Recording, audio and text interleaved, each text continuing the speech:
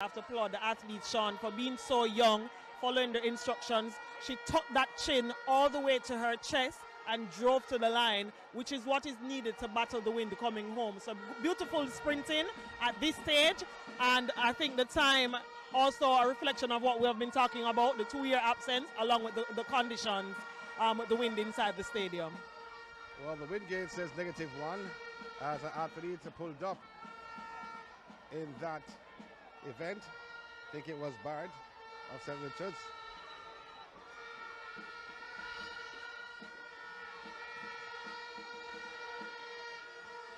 She'll be stretched off, or trying to say wheelchaired off the track. Get ready for the second final.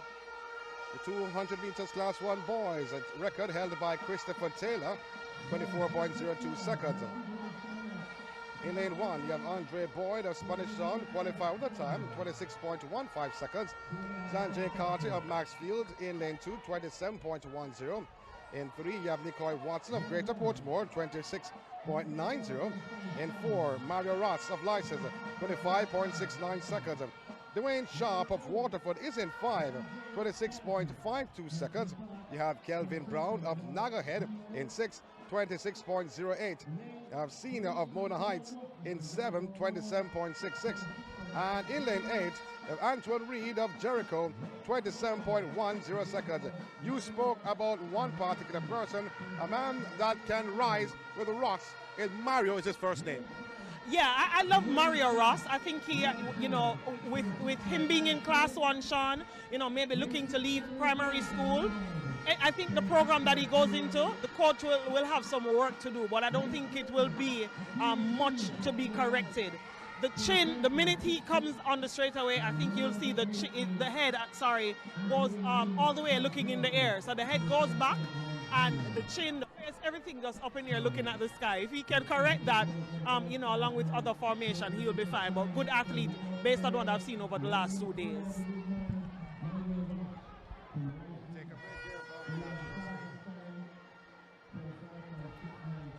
Also an interesting athlete from Greater Portmore, Nicole Watson, looked good yesterday in the 300 meters.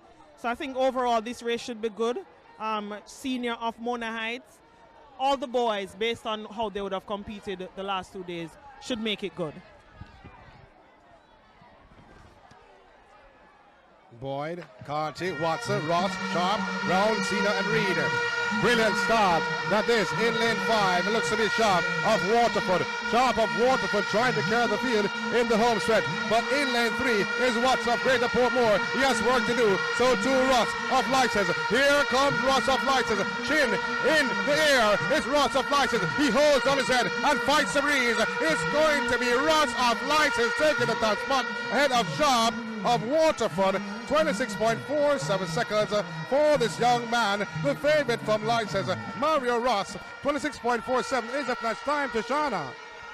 Yeah, I'm not surprised about the win for him. The wind reading a -4.1, so it's telling the kind of conditions the boys and girls having to compete in. 26.45 the time given, the record by Christopher Taylor back in 2012, 24.02. So these boys are way off based on the time, but it's telling, like I said, 2 years of no competition, 2 years of no running because many would have been out of school because of the pandemic.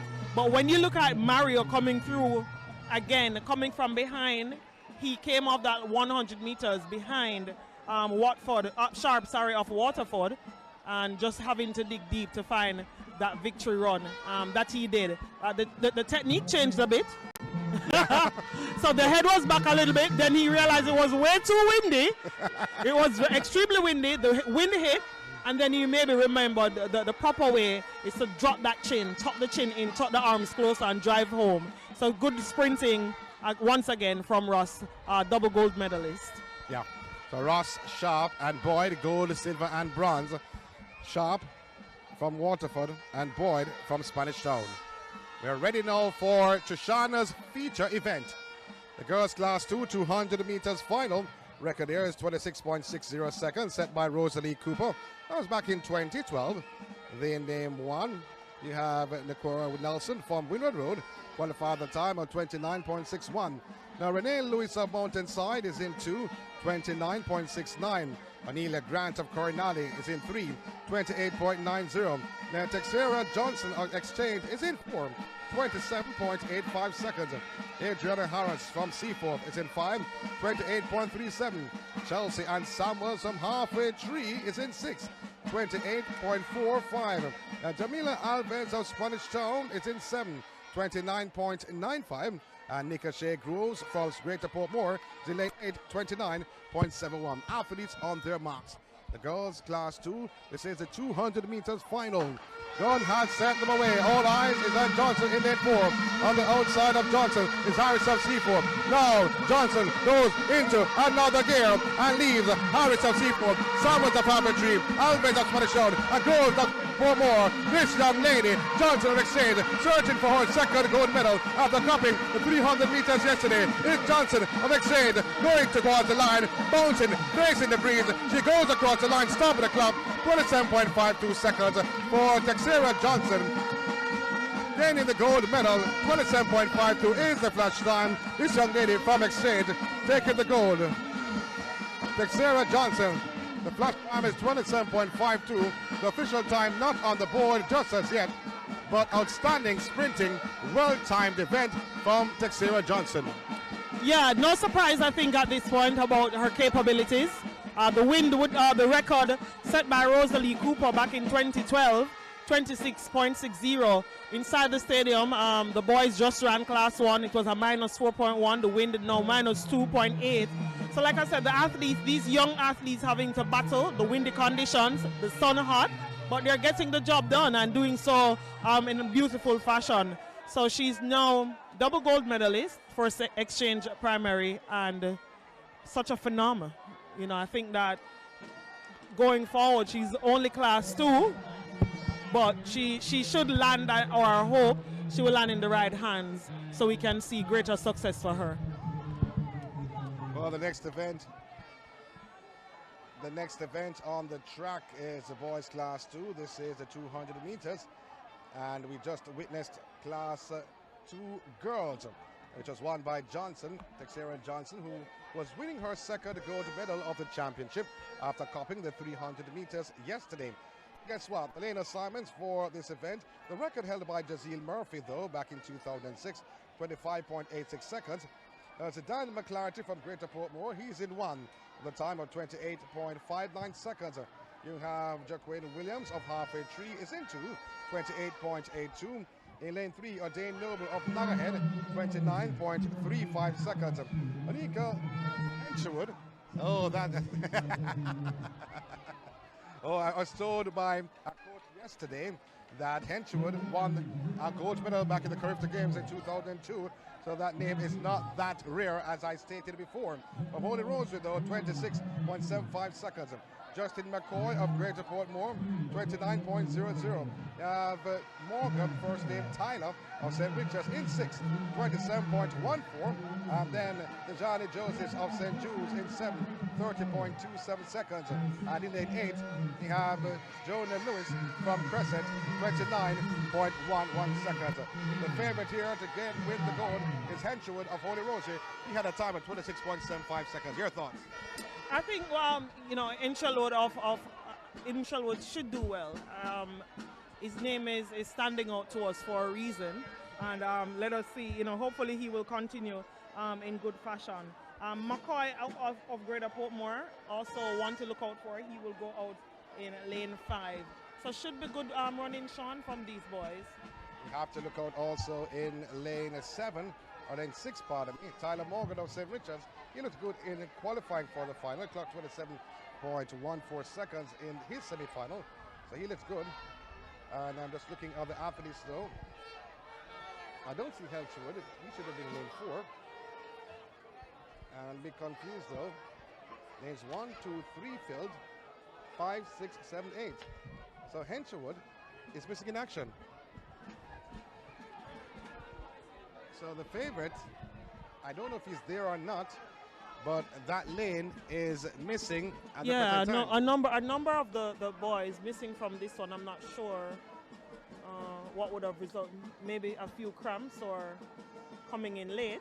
Hopefully it wasn't a case of them arriving to the stadium late, Sean, because they got off to a late start, 1 hour and a few minutes late. So let us see once the starter is ready or what's happening. We are seeing the starter at the moment with one of the boys.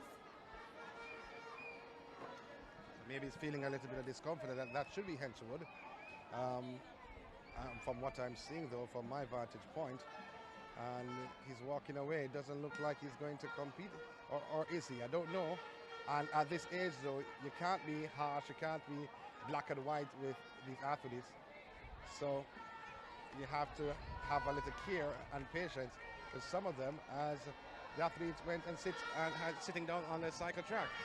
Yeah, I'm not sure what would have resulted into that because we're not seeing, it was not a false start, so I'm not sure what would have resulted into him being asked to leave the track.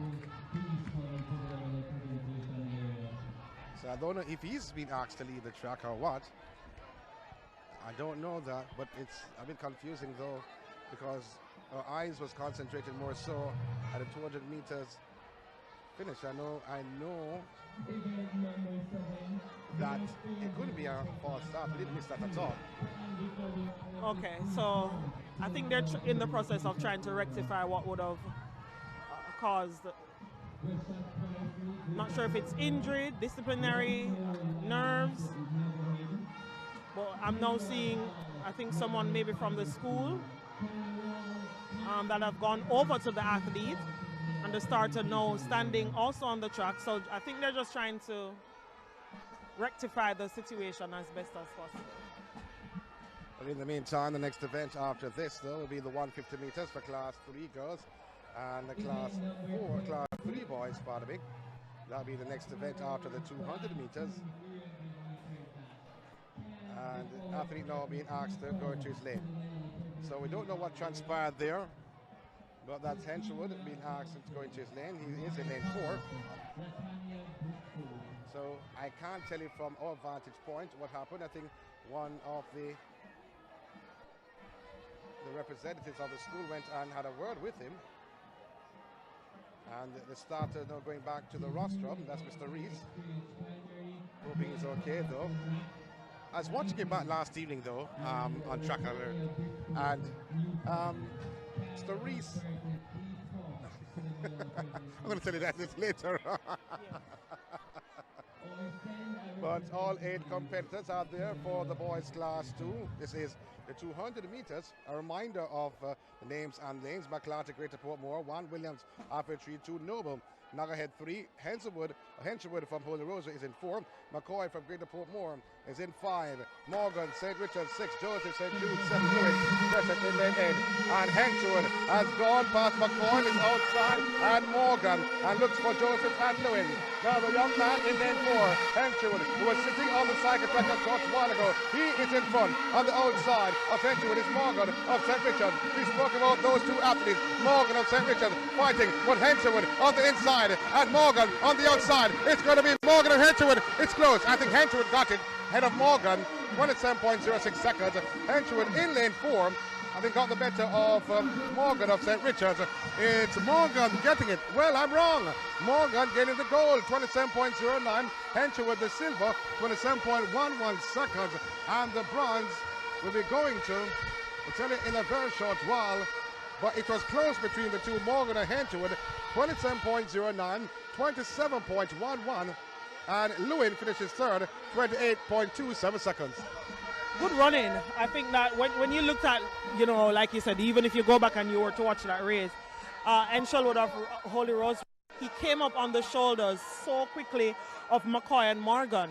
But Morgan being able to gauge him, and like I said, it's extremely windy. And when you look at the frame of also Enshelwood and a lot of these young boys, can be a lot to navigate in this wind, but nonetheless, a strong finish to get the win ahead of Enshelwood. Very close though towards the end, and I think had Enshelwood just bid his time a bit with his dipping at the line, maybe would have gotten victory, or it could have had a tie. If you have a negative wind and blowing, especially strong, -3, -4, the stronger athlete will be the one that has a slight advantage to go through in terms of density. Yeah, because the frame is important to fight the wind. And if you look at the two athletes, one from St. Richard's, Morgan, is a bigger individual more so than Henchwood. Henchwood is windy. I mean, he's fast, but he has no meat in his body. Yeah, his frame is much smaller. And like I said, yes, they are running through it. They're able to run through the excessive winds. It was a minus 2.1 wind just now. So while they're able to navigate through it, it doesn't take away from the body structure that is needed to help you propel. And I thought that Morgan had that more than Enchelood in terms of the body structure. I think you're absolutely correct, though. Absolutely correct for that statement. So we're moving from the 200 meters final to the 150 meters final. That should be girls class 3. Record here is 20.09 seconds, held by Rosalie Cooper. That was done back in 2011. And the medal being handed out to respective athletes. So I may be drowned out with the horns being blowing inside of the National Stadium, because a lot of spectators are in the stadium for this final day. We did not have a lot on the opening day. We had a good amount yesterday, but they are here in their numbers. Oh yes, there certainly are. No surprises. It has always been like this. Even during my years of competing. What? Year what? 97, 98. I'm an old woman, you know. I thought you said you're decades. But you find that parents, a lot of the parents, especially some of those, you know, who depending might not be office workers. You know, they're, what you call that? They're not from the formal sector. They're from the informal sector of work, some of them. So you find that the informal sector maybe would have been able to turn out for a couple of days, yesterday and Thursday. Others now getting the chance to do so. No work today for some. And they've made the sacrifice to be out of bed and here to support their kids and the school itself.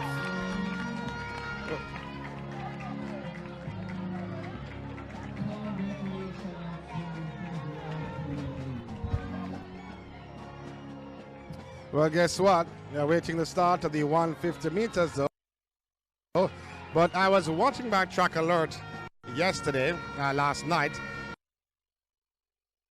and note, oh my, the comments. Yeah, Jamaicans. The comments can be harsh sometimes, which I don't mind, to be honest. If you're harsh with me, I don't mind at all. Yeah, you know, I tell people you have to be careful of the skin you have. And in 2022, I don't know why anybody would have thick skin. Yeah. You know, my opinion is once someone is not being abusive with their choice of words, you know, or threatening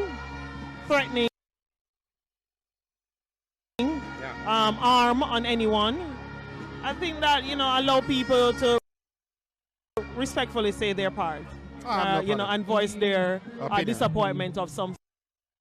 Yeah, opinion. We all can't see things the same way and react the same way. That is true.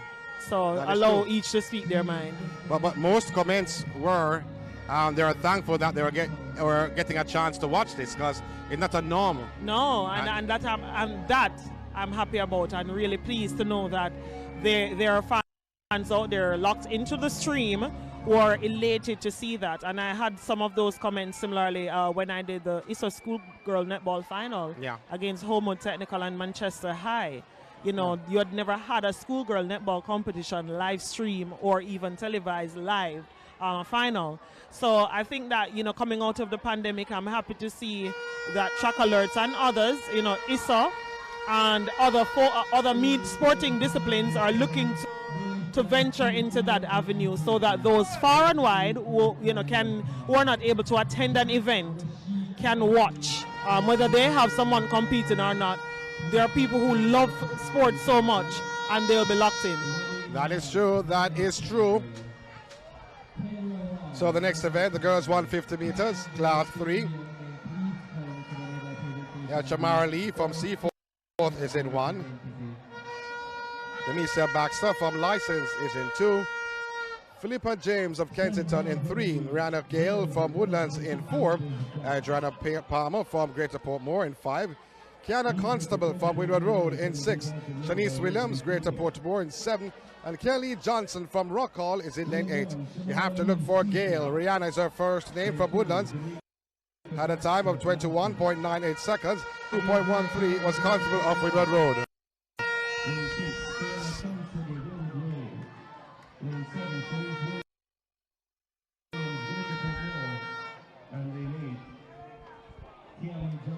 So the athletes being brought out on the track, and most of the athletes in class 3 don't use blocks.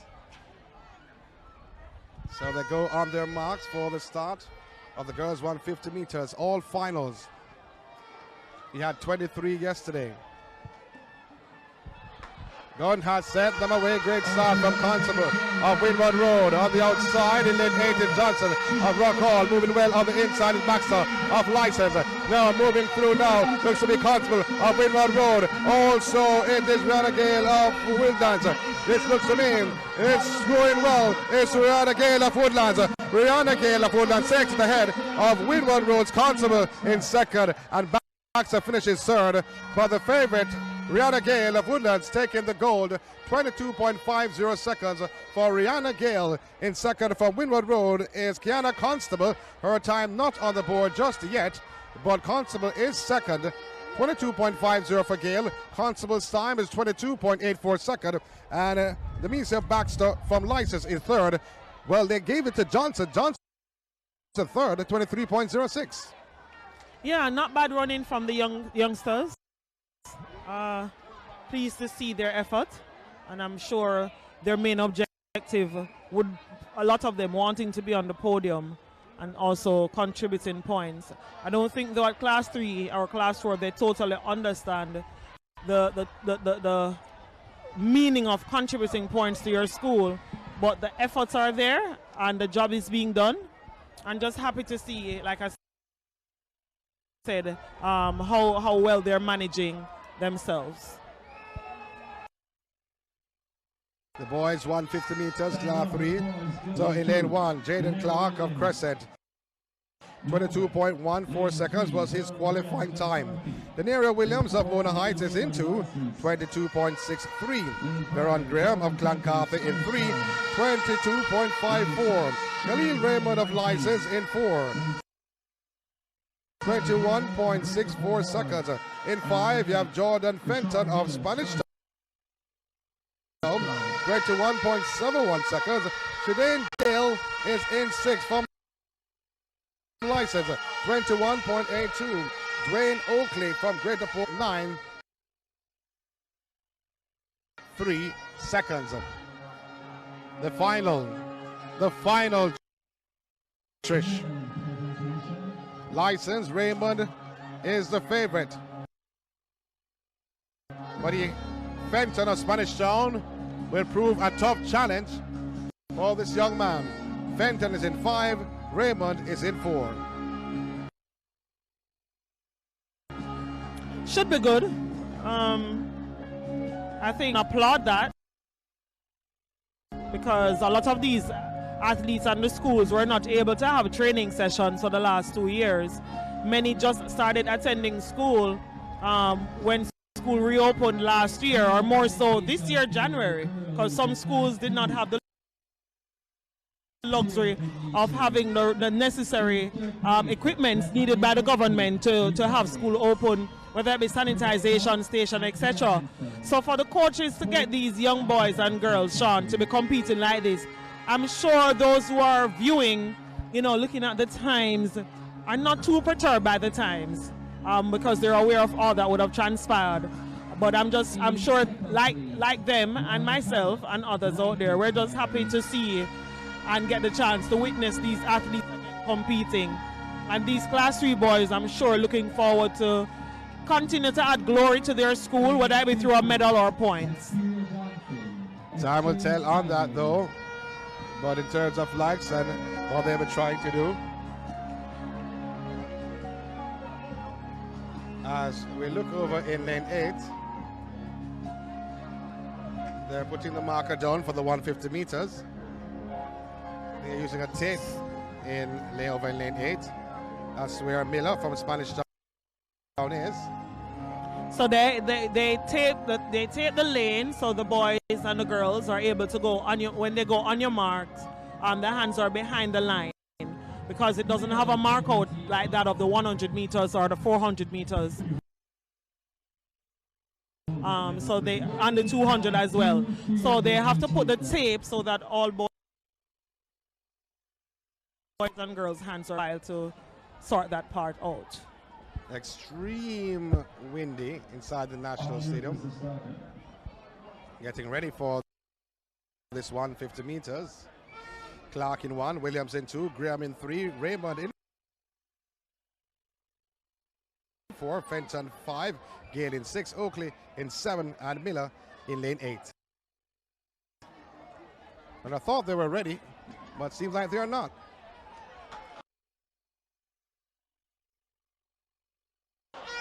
Great start it is by Oakley of Greater Portmore. He's in lane 7 on the inside of Oakley is Gale and Fenton. Fenton of Spanish Town doing well, but over in lane 4 is Raymond of License in front of Raymond in Fenton of Spanish Town. Fenton of Spanish Town is moving away for the rest of the field. The man from Spanish Town, Fenton, goes towards the line and takes the top spot. 21.62 seconds. This for Fenton of Spanish Town, of Raymond and Gale. Gale finishes in second, 21.94 seconds for Gale of License. And in third, you have Raymond of License, 22.05 seconds. Good running, sprinting there from Fenton, Jordan Fenton.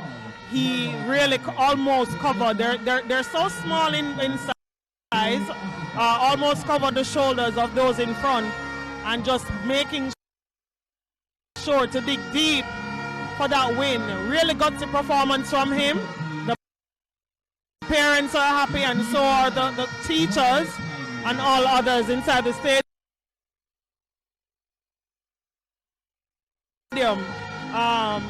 Love to see the energy and to match all the vibes that's inside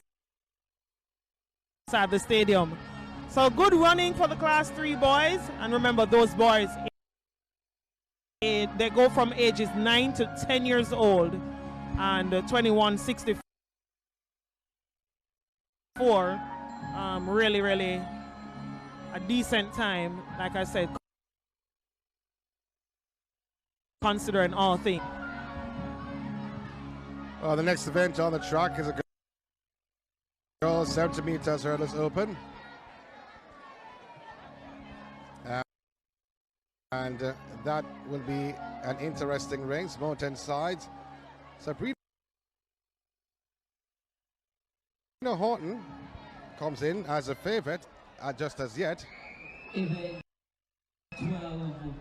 As in terms of this event, should have started at 12:30. What time is it? No, so we have a long wait for the start though. So the 70 meters hurdles is scheduled to start at 12:30, Trishana. So we have a long wait, maybe half an hour. Event 31. Girls class 4 60 meter dash. This event has lived up to expectations. So just a reminder of what the government has done so far. And I use the term so far though, because if you win the regional, you get over $200,000 for winning the regional. However, the big shebang right here, the All Island, and between 4th and 10th, you get $100,000 for placing in between 4th and 10th. Now, you can go home with at least $750,000 because you can win a regional and win the All Island. Yeah, I think it's good money, you know, for these schools. We spoke about it yesterday regarding the preparatory and the primary school, the difference between, you know, the funding for it, sponsorship as well. So I think that a lot of these schools, you know, are looking forward to that purse money, whether it be for the winnings or for those who maybe finish within the top 4 or top 5 that will be programs, because they do participate as well in the little leagues or the football and other competitions that takes place. So I think that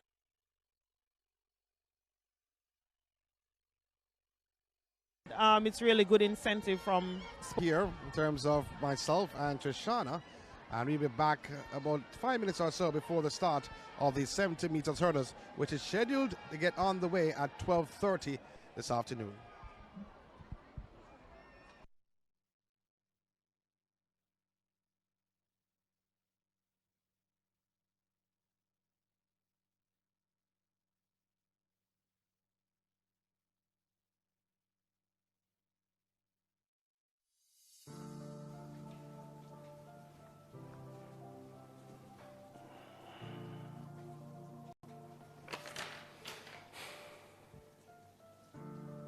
Brutality isn't a legality.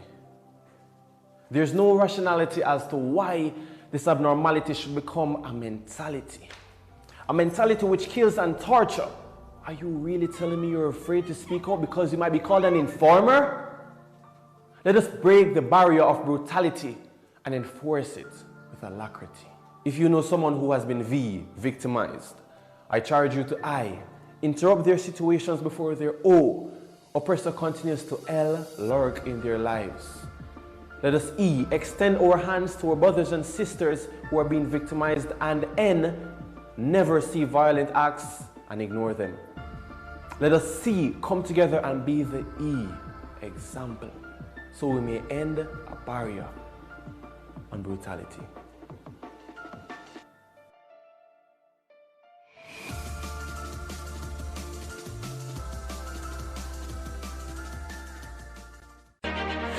Jamaica and its workforce are advancing quickly. Life-changing opportunities are arising. You need training and support. We are the Renewed Heart NSTA Trust, committed to providing new and emerging skills training and opportunities. Come to Heart. We'll help you claim your place in the workforce of the future.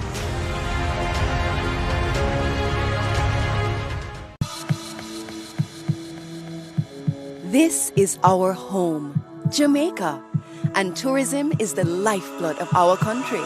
Let's all feel good again. Whether with family or friends, we want you to enjoy your staycation. We have to ensure that they are comfortable, they feel well protected. New standards are in place to ensure your safety. We are here to serve you better, so you can have the best experience. Come out and rediscover Jamaica. We are ready. We are ready. We are ready. Rediscover Jamaica. Heartbeat of the world. No one is immune to mental illness. Your age, race, gender, social class, or economic status is no match for addictive behaviors, anxiety or eating disorders, depression or schizophrenia. What is having a good social support system. As the saying goes, in times of test, family is best. Unfortunately, many are denied the benefit of the support of family and friends because of stigma and an oppressive silence around mental illness. Let's put an end to the silence. Speak up. Speak now. End the stigma. Share your story. End the stigma. A message from the Ministry of Health and Wellness.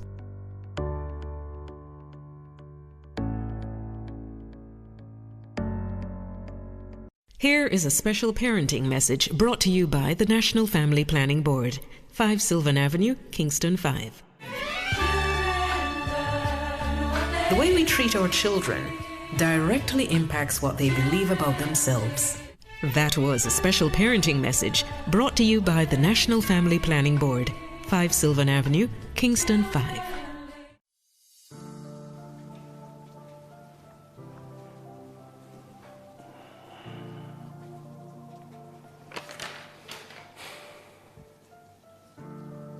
Brutality isn't a legality. There's no rationality as to why this abnormality should become a mentality. A mentality which kills and tortures. Are you really telling me you're afraid to speak up because you might be called an informer? Let us break the barrier of brutality and enforce it with alacrity. If you know someone who has been victimized, I charge you to I, interrupt their situations before their O. Oppressor continues to L, lurk in their lives. Let us E, extend our hands to our brothers and sisters who are being victimized, and N, never see violent acts and ignore them. Let us C, come together and be the E, example, so we may end a barrier on brutality.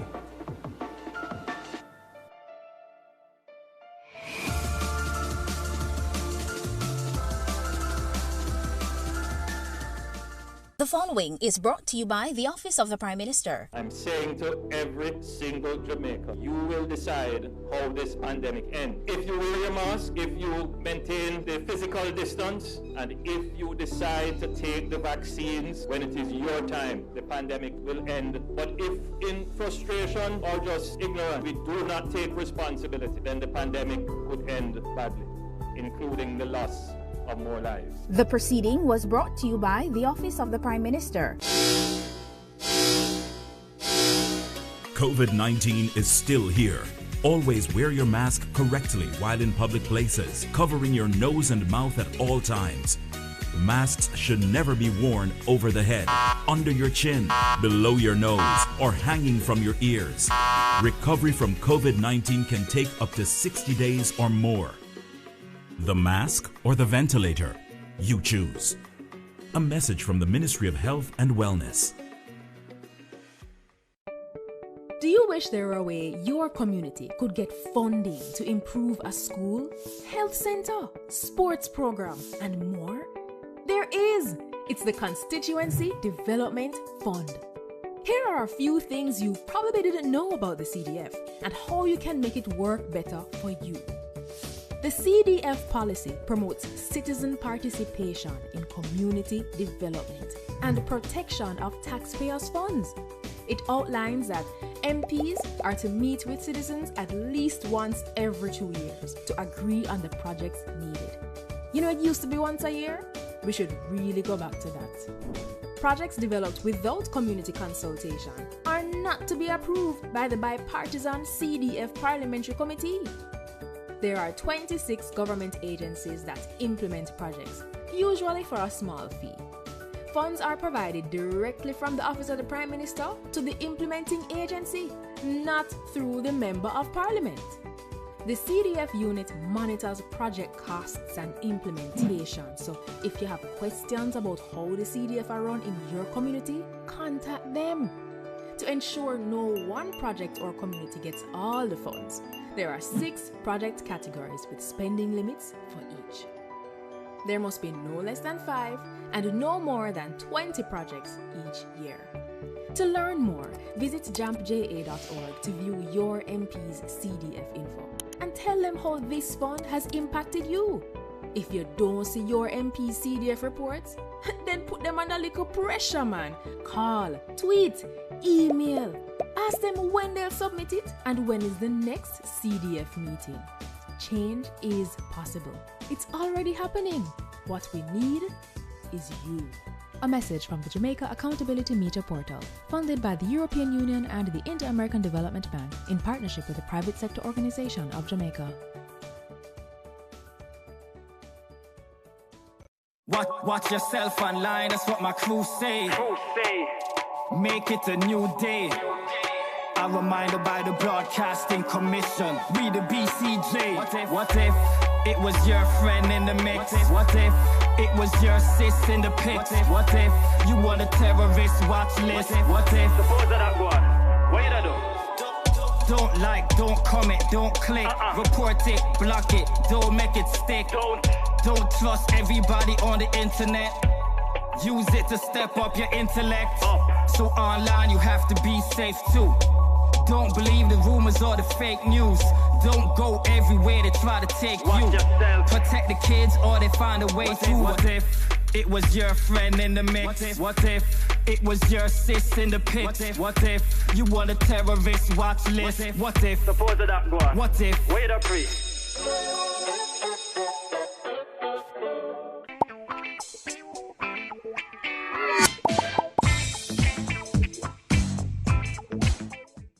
The following is brought to you by the Office of the Prime Minister. When your turn comes for the vaccine, please take the vaccine. It is absolutely important. For those who have hesitancy and fear, and all of that is legitimate, it's healthy. But I believe we have seen the vaccine at work. We know what the risks are. There are no riskless activities in life. We urge you to participate in the national program and get vaccinated. The proceeding was brought to you by the Office of the Prime Minister.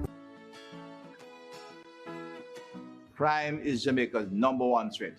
As we stay apart while working together to fight COVID-19, we must all live good and unite against crime and violence in Jamaica.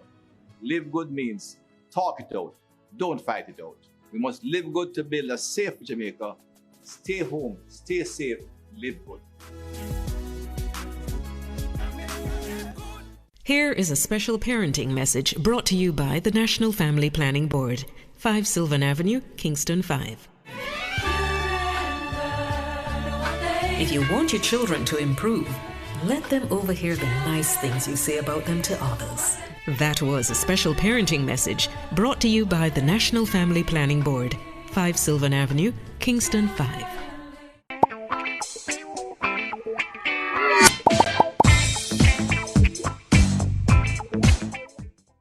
If ever there was a time to take care of your mental health, it is now. Now, when your physical health so clearly impacts your emotional health.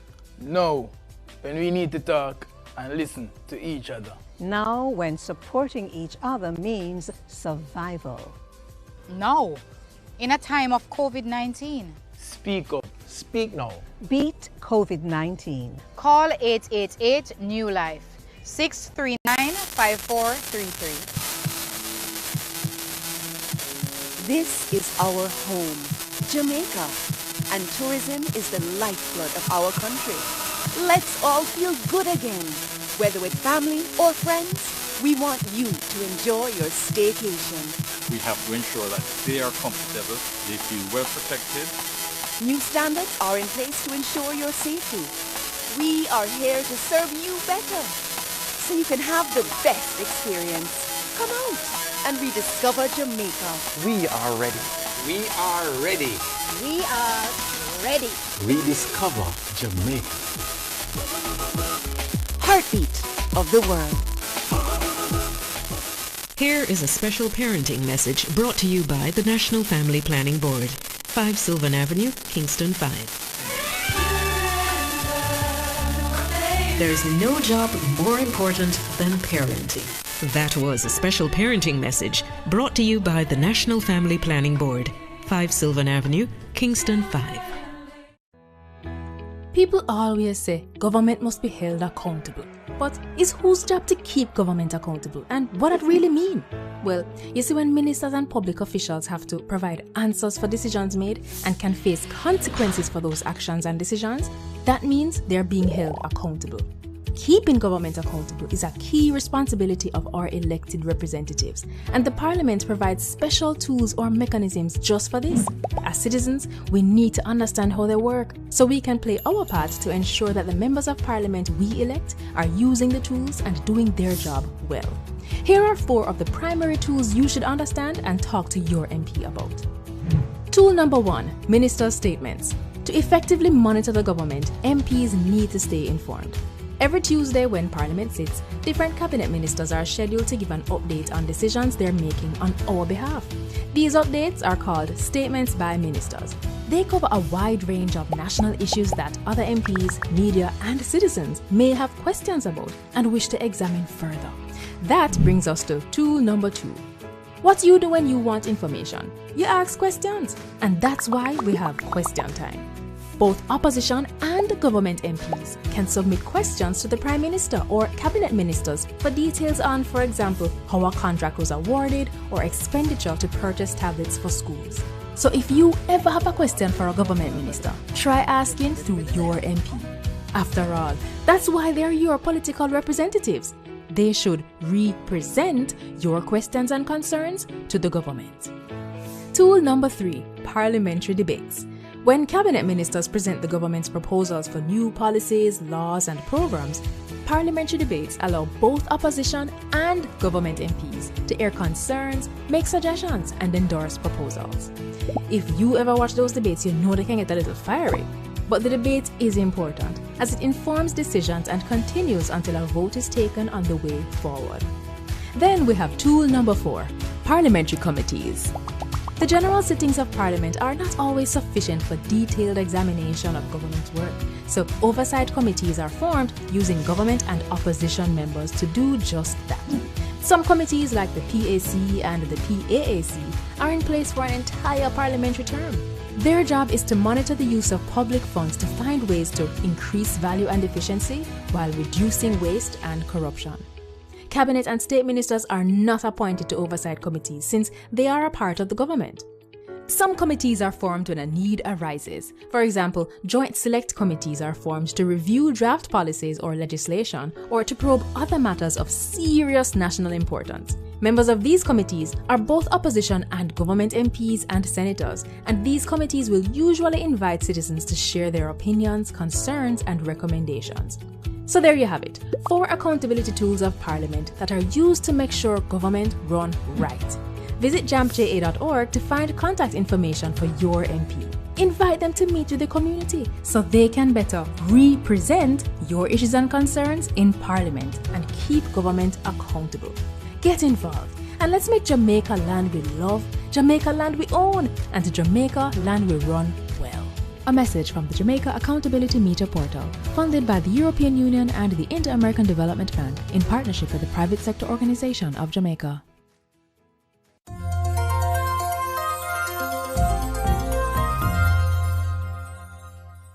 If ever there was a time to take care of your mental health, it is now.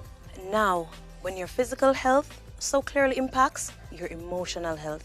Now, when we need to talk and listen to each other. Now, when supporting each other means survival. Now, in a time of COVID-19. Speak up. Speak now. Beat COVID-19. Call 888 New Life, 639-5433. Crime is Jamaica's #1 threat. As we stay apart while working together to fight COVID-19, we must all live good and unite against crime and violence in Jamaica. Live good means talk it out, don't fight it out. We must live good to build a safe Jamaica. Stay home, stay safe, live good.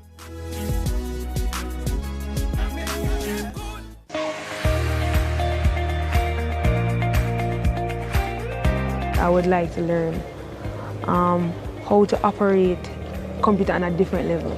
Not only about the basic knowledge that is taught in school, but to a higher level. To be able to help others and to create programs to help both young and old, and middle age as well, to make Jamaica better. I lost my husband to gun violence. My child will never know her father. Jamaica, please, stop the senseless killings. Here is a special parenting message brought to you by the National Family Planning Board, 5 Sylvan Avenue, Kingston 5. There's no job more important than parenting. That was a special parenting message brought to you by the National Family Planning Board, 5 Sylvan Avenue, Kingston 5.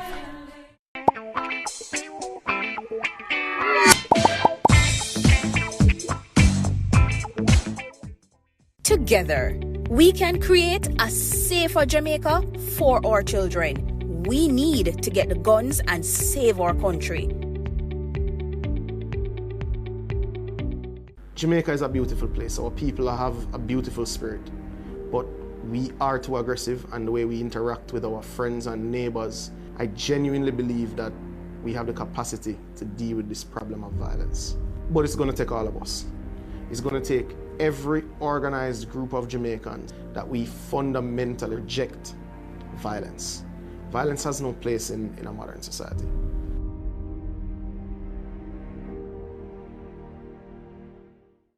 Become the hero on the scene by taking the COVID vaccine. Be a hero for your loved ones and get the COVID-19 vaccine. Visit a vaccination site to take your first or second dose of the AstraZeneca vaccine, or be one and done with the single-dose Johnson & Johnson. Visit www.vaccination.moh.gov.jm or call 888-1-LOVE to find the site nearest you. Jamaicans, the vaccines are proven safe and effective. Let's get vaccinated so we can get back to life. A message from the Ministry of Health and Wellness.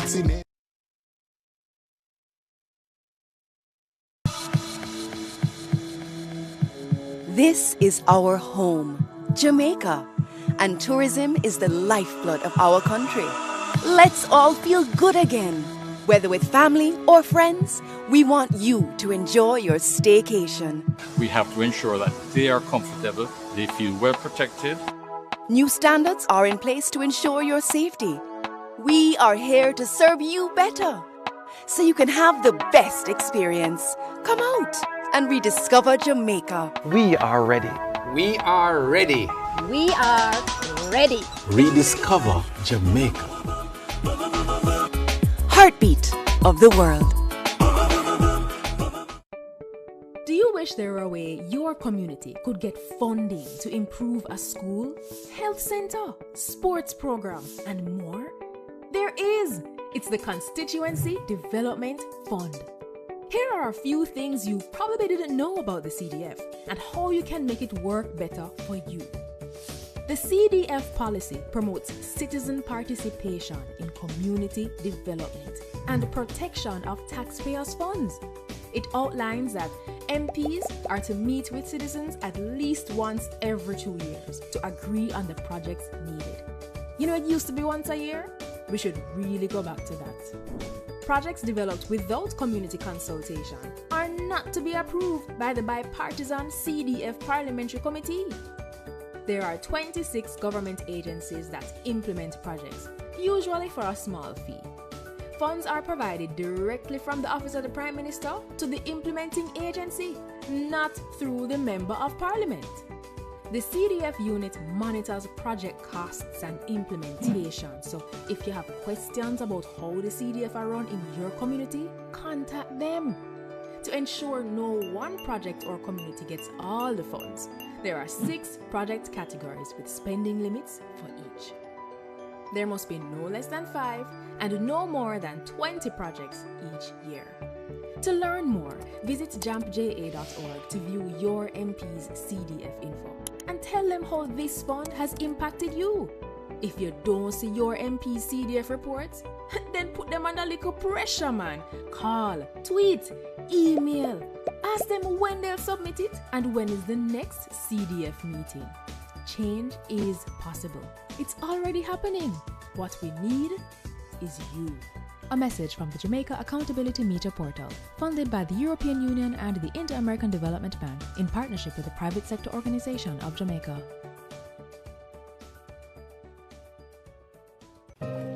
What if they knew that you abused her? Her family? Mr. Jones.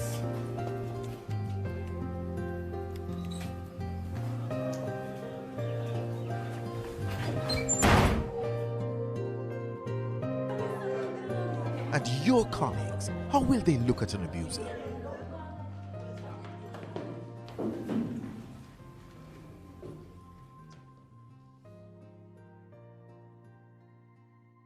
When the law comes knocking, you'll have nowhere to run. Mr. Brown, you're under arrest. Please get up, hands behind your head and interlock your fingers. Turn your back on abusers. Report gender-based violence to the police. There's no excuse for abuse. Call the Bureau of Gender Affairs at 876-754-8577. The following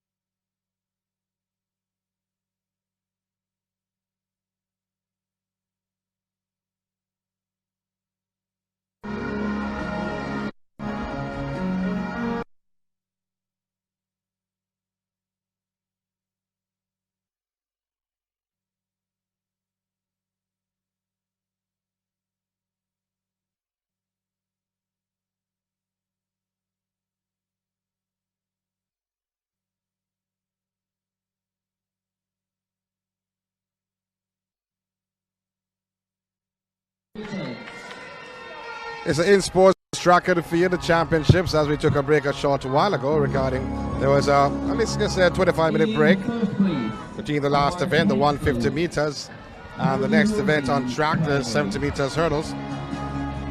And that is Girls Open. Sean Grant alongside Shoshana McGowan. A special good day to you. The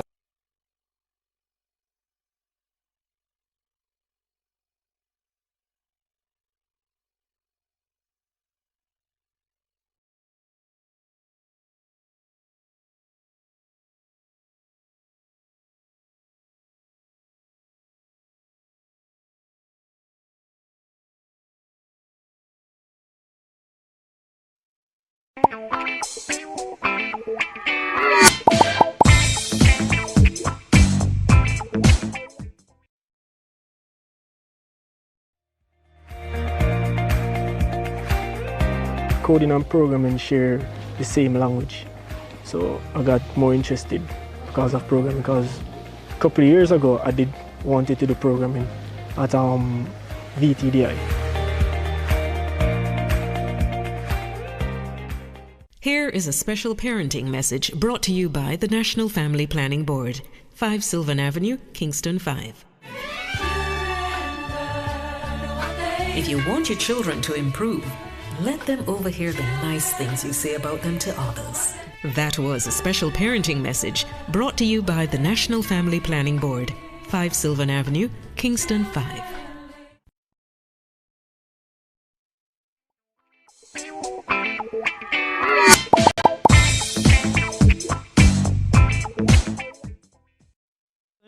They're down only by 24 points.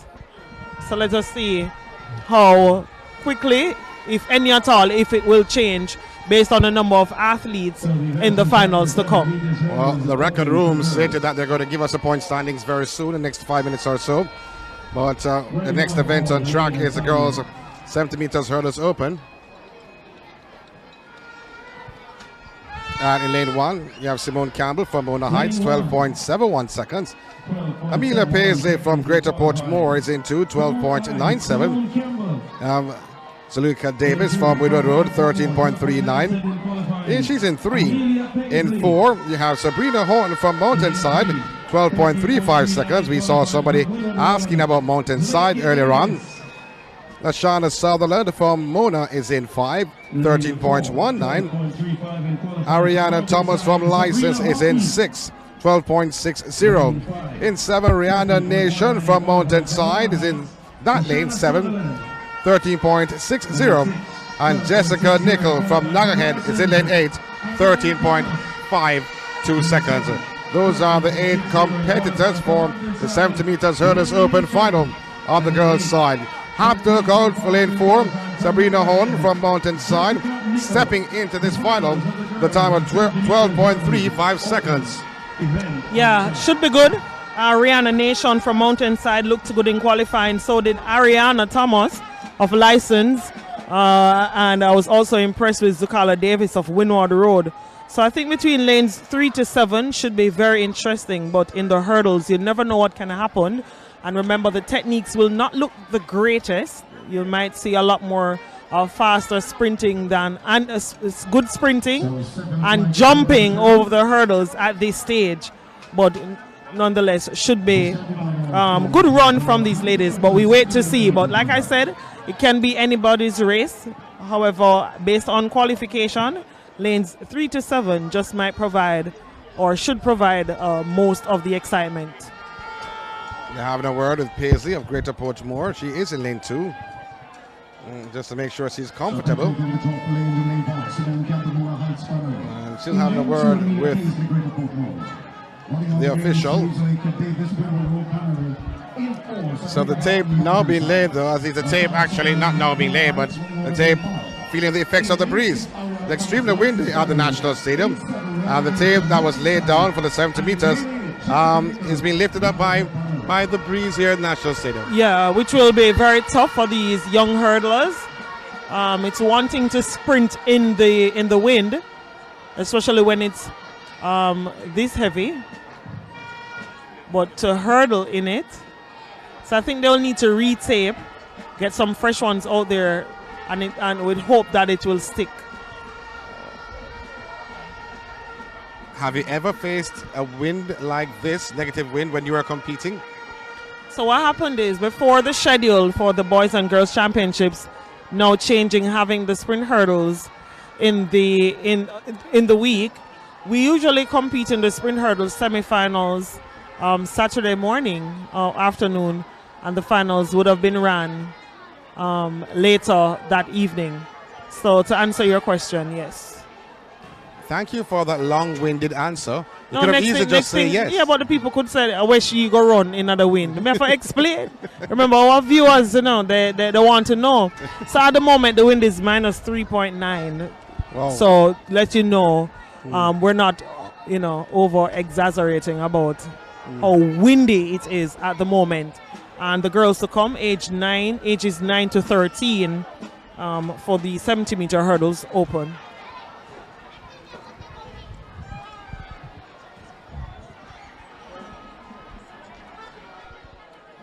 Campbell of Mona Heights, she's in 1. Paisley Greater Portmore in 2. Davis in 3 for Windward Road. Hartney in 4 for Mountainside. Sutherland in 5 for Mona Heights. So 2 representatives of Mona Heights Primary and Mountainside in this event. Thomas of License Primary. Nation of Mountainside. Nickel of Nagohead.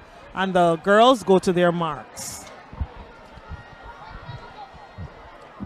The 70 meters hurdles final. In the set position, Gunn had sent them away. Great start from Davis and Horton. Moving well in lanes 4. We spoke about Horton of Mountainside, but on the outside of Horton is Thomas of License. It's going to be Thomas of License ahead of Horton. 12.48 seconds for Thomas of License. She was in lane 6. 12.48 seconds for Thomas of License. That's a flash time. The official time is 12.36 seconds for Ariana Thomas of License. In second should be Horn of Mountainside.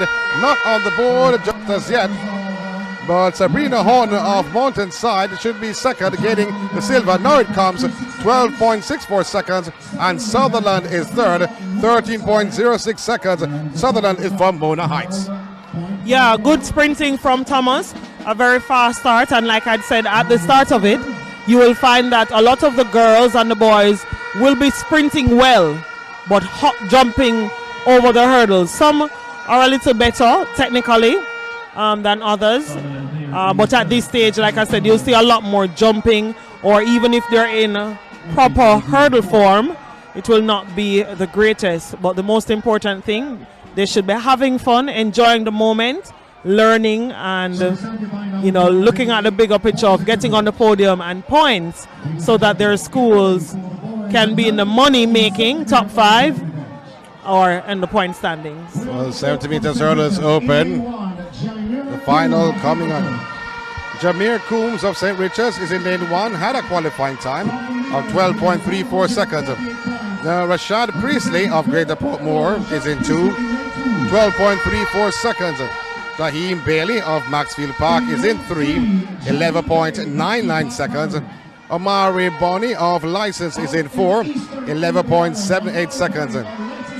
Joshua Kane of Nagahead is in 5, 11.94 seconds.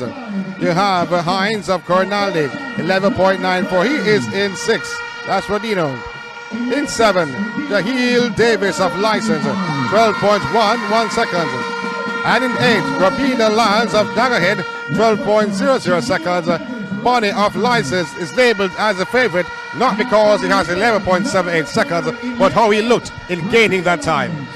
Yeah, I think that's the most important thing. When you look at Bonnie, 11.78 in qualifying yesterday. I mean, like I said, with these windy conditions, you never can tell. The boys are now paired with what would say the best of the 8 following qualification round. So we wait to see who will cross the line first. Athletes on their marks. The boys, 70 meters hurdles open. Coombs, Priestley, Bailey, Boney, Kane, Hines, Davis, and Lyons. Going well. Out in lane 6 is Hines of Coronale. Going well also in lane 3 is Bailey. Out Maxfield. But certainly the man in lane 6 going across the line in the top spot. Jimmy Coronale's time. 11.93 seconds is the flash time.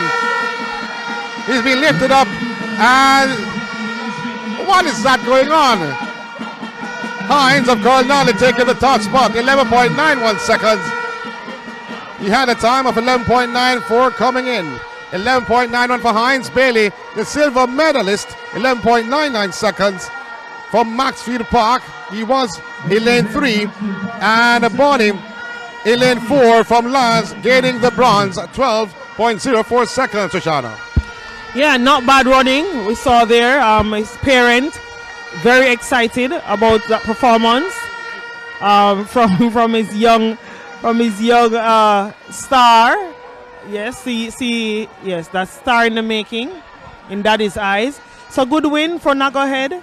Like I said, before the hurdles got going, Knucklehead were in third, License in second, Greater Portmore are leading.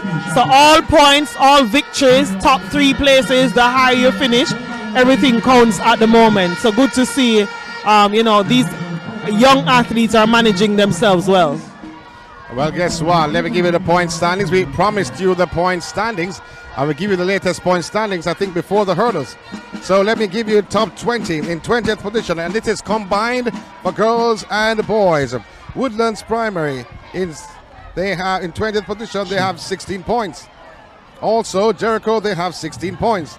In 16th position, you have Angels, New Providence, Exchange, and Kensington, all having 18 points.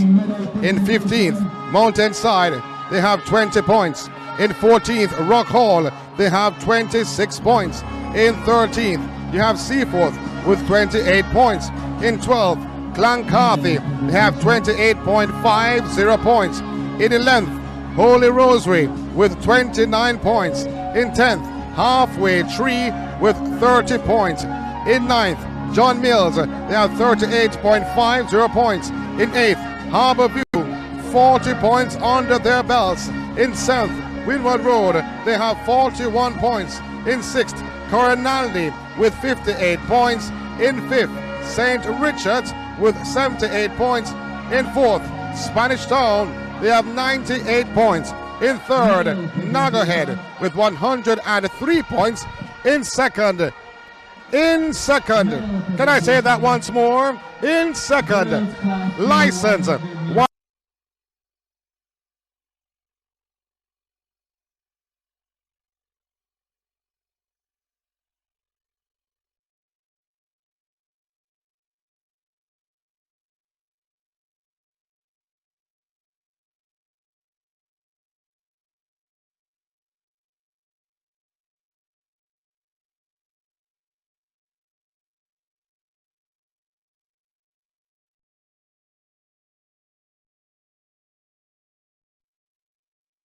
$100 murders in 1 month, Jamaica? We can't continue like this. The killing must end. Do right by the future generation. Get the guns, save our country.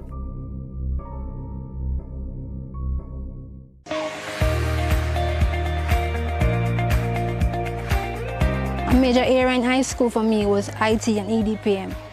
I did that for 2 years, and from then I realized that there was a drive for more of technology. So I decided to take this step.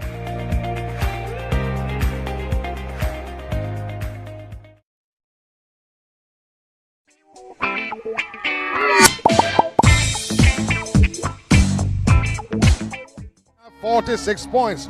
4th, Spanish Town with 71 points. 3rd, Nagahead, 73 points. 2nd, Greater Portmore with 76 points. And 1st, License with 79 points. That's the top 10 on the boys' side. We gave it top 10 on the girls' side. But the combined team scores so far, Greater Portmore, they lead with 157. License, 2nd, 142. And 3rd, Nagahead with 103 points.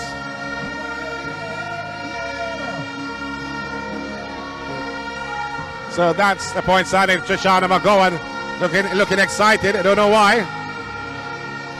But have you have a prediction, or do you have a prediction to see who will come through in top spot? Will it be Greater Portmore? Will it be License? Or can Nagahead mount a challenge? I think I would better answer that question when I run through the paper and I can give a better assessment of how many finalists are there for the teams. But like I said to you at the start of our coverage for the championships on Thursday, I figured based on what we witnessed at the regionals, I'm not surprised about the top 3, or better yet, I'm not surprised about the top 2. Initially, I had License with the possibility, the probability of them winning overall, or Greater Portmore. So like I said, it will be a tough toss-up, but I think I would better have an answer if I'm to run through and see the school with the most finalists, because that's all that counts from here on. Because every event right now is a final, and that's all that counts. So, you know, like I said, I'm not surprised about the top 3. I think though what I'm surprised about is the gap between the 157 and the 142. But yeah, good going from the schools, the coaches, and the young athletes after 2 years laying everything out on track at the moment over the last 3 days. The next event on track is the event number 20 girls Special Olympics 4x1 on the track. That was the next event, and that is scheduled. Girls, please come to the middle orientation area. Ashley Barrett, C. Richards. Well, I should hope it's 1 o'clock. On the schedule it says 10 o'clock. That's okay. I think they added 1 more zero too much. Because the event before was 12:40, and then the next event is 1 o'clock actually. That's the mixed 13 and under 4 on 13 and under part of it, 4x100 meters Special Olympics. So I'm glad some provisions have been put in for that this year. Well, the athletes are not out on the track just as yet. Well, let's see what will happen in the next few minutes. But the Greater Portmore, I'm looking at the side, though the Greater Portmore supporters are out in their numbers as they lead with 157 points, but it's close though between them and License. Yeah, very close, and I think again, like I said, I think everyone involved should applaud themselves. Greater Portmore to have this, you know, good lead at the moment with a few events to come. It's quite telling about the work they would have done to be in this position. We saw them looking extremely well and dominant at the central leg of the primary championships. License also at their eastern leg. So no surprises, like I said, about how both schools are doing, and including Nagahead, who are third. Also impressive for me, Spanish Town. They are right there in fourth. Cornell, the St. Richard's Primary. All the schools have something to be really happy about after 2-year absence of this competition. Also, Exchange Primary in St. Anne, we can't give them enough credit. I think their stellar athlete in Tixaria Johnson has, you know, put them on the table right there in the mix. Could be a growing program or motivation for a growing program to come.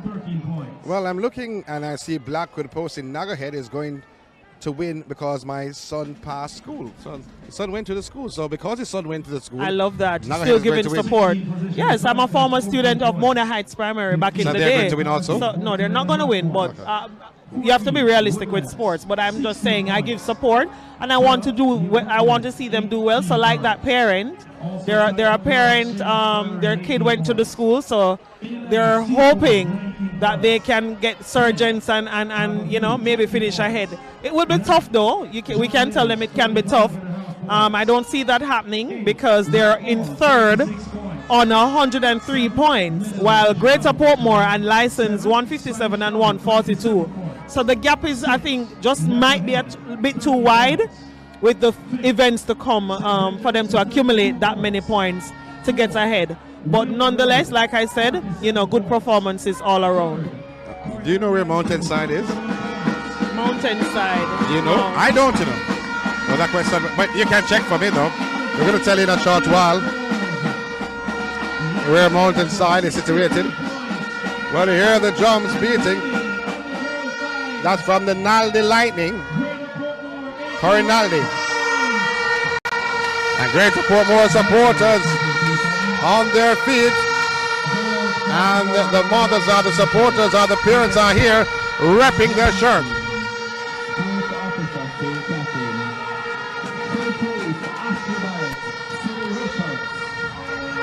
So Mountainside Primary.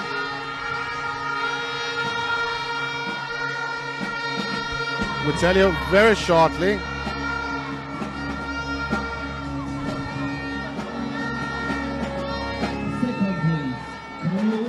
So Life with Stacey says GPP, that's Greater Portmore for primary champs, her past school. So Kamara says in St. Elizabeth South. Yes. St. Elizabeth South, actually. That's where Yes, Mountainside is. I think the regions are well represented here. In terms of the stellar performances, well, you know, yesterday we saw Rock Hall having a number of finalists doing well. So like I said, I think the region, the primary schools throughout the regions are doing well. Flankers had a number of finalists yesterday. Rock Hall, like I said, St. Richard's Primary, Half Tree Primary, Mountain View, not Mountain Harbour View, sorry, also doing well. License, Seaford. So all around, I think each parish, they have had something to cheer about. Felicia's Entertainment Channels, I'm so proud of my students. But what students are those? We don't know. You didn't say. You didn't say any at all. But they're asking if you went to Mona. Of course you went to Mona. Yes, I went to Mona Heights Primary. I left in 1998. So maybe I may be too old. Well, depending. I'm not sure. But yes, I went to Mona Heights Primary. My brother and I left in 1998. My brother left in 2000. Yeah. So Phyllis is from Mountainside. So she is a teacher at Mountainside in St. Elizabeth. So License at the moment, they're in second place on 142 points, which is 15 points behind Greater Portmore, who are currently in the lead. So Greater Portmore overall leading with the combined points. License they're in second on 142. Yeah. Knucklehead in third, Sean on 103. Yeah. Spanish Town Primary, big up the people in Spain. They're in fourth with 98.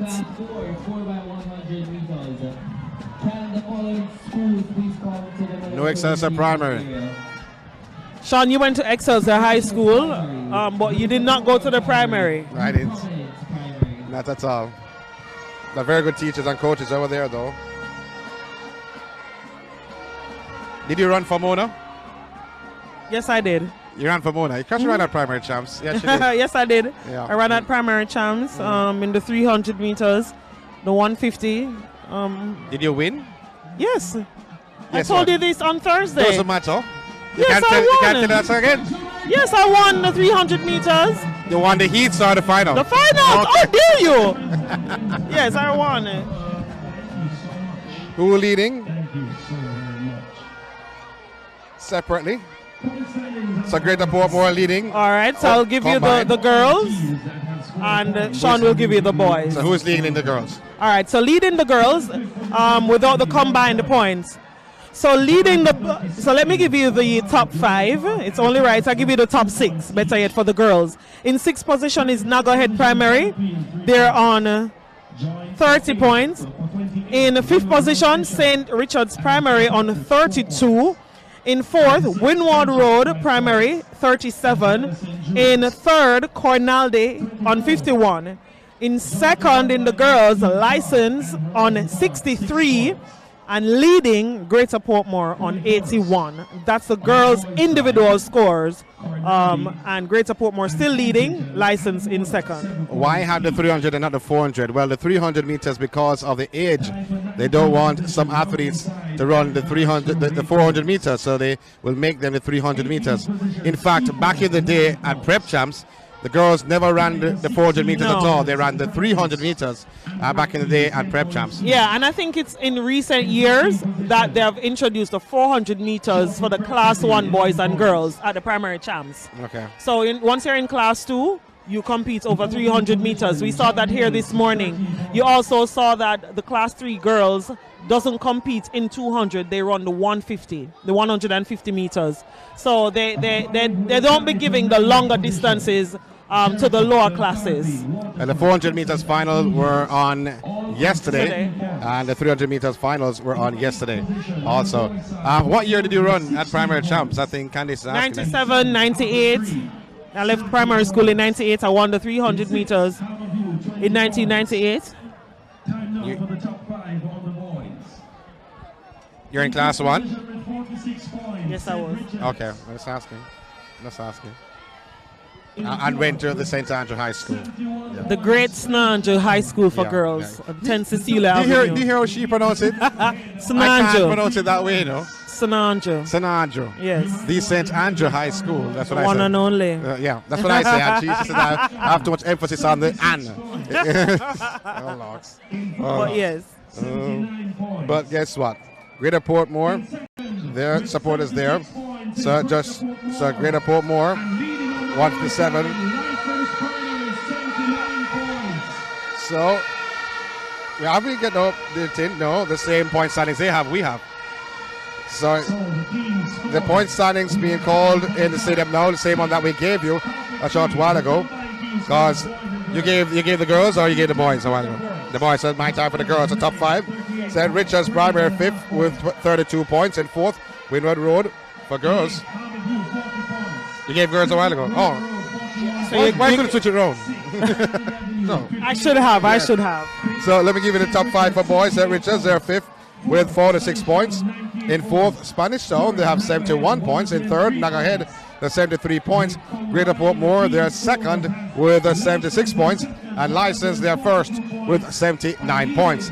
That's the top 5 on the boys' side. So License, they're leading on the boys' side. And overall, they're 2nd with 142. And Greater Portmore, they're leading overall with 157. We'll take another break very soon.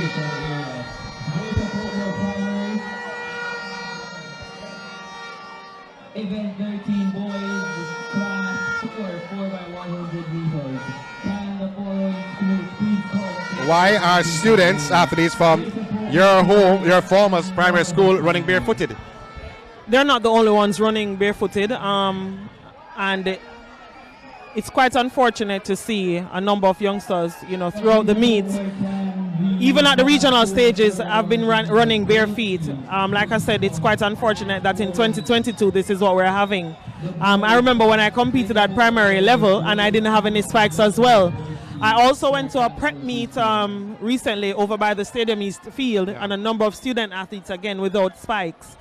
To purchase a spikes, especially for a lot of these children, based on the size of their feet, sometimes they're not at the sports places here in Jamaica.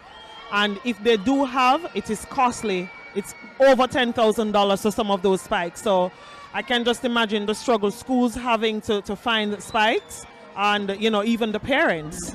It's a real struggle because of the cost of the spikes. Let me add something though, because Jasmine Francis said something which I agree with, that it is more comfortable for some, because when I competed, that's the way before you.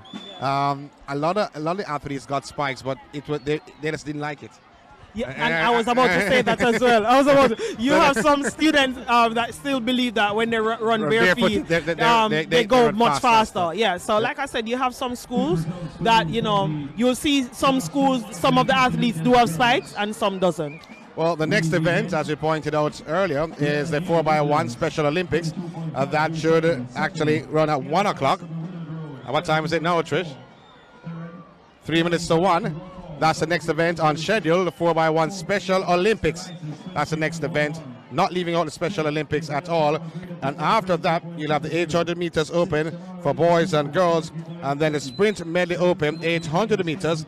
And the Sprint Medley Open, The legs are, the first leg is a 100, the second leg is a 100, the third leg is a 200, and the final leg is 400. So, but the next event on the track is the 4x1 Special Olympics.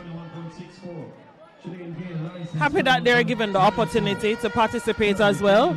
I think that we can do a better job at including them. The Special Olympics is something massive overseas, and every child, every person with a disability is still a person. And with them wanting to do sports, I think that the avenue needs to be created to continuously give them the support to do what they love, like any other person. So the point standings we gave you, and it's going to be tricky going forward though. I don't think though those point standings have the hurdles events on it. I don't think. I'm not sure. If it doesn't, it will be tricky going forward. Then the relays with 12 points for winning will come to the 4. So let's see what will happen. Still close. So persons cheering for Greater Portmore, persons cheering for License, persons cheering for Nagahead. It's close between the top 2, but Nagahead can mount a challenge with a few events to go. They can. It will be very interesting for the top 3 schools, I think, at this point. Nagahead, License, and the Greater Portmore. Based on the finals to come, the 800 meters to come, the relays, it should be very intriguing. And, you know, if you were okay with maybe coming 3rd, you'll maybe want to win because so much is now at stake for them. Not seeing Aloysius.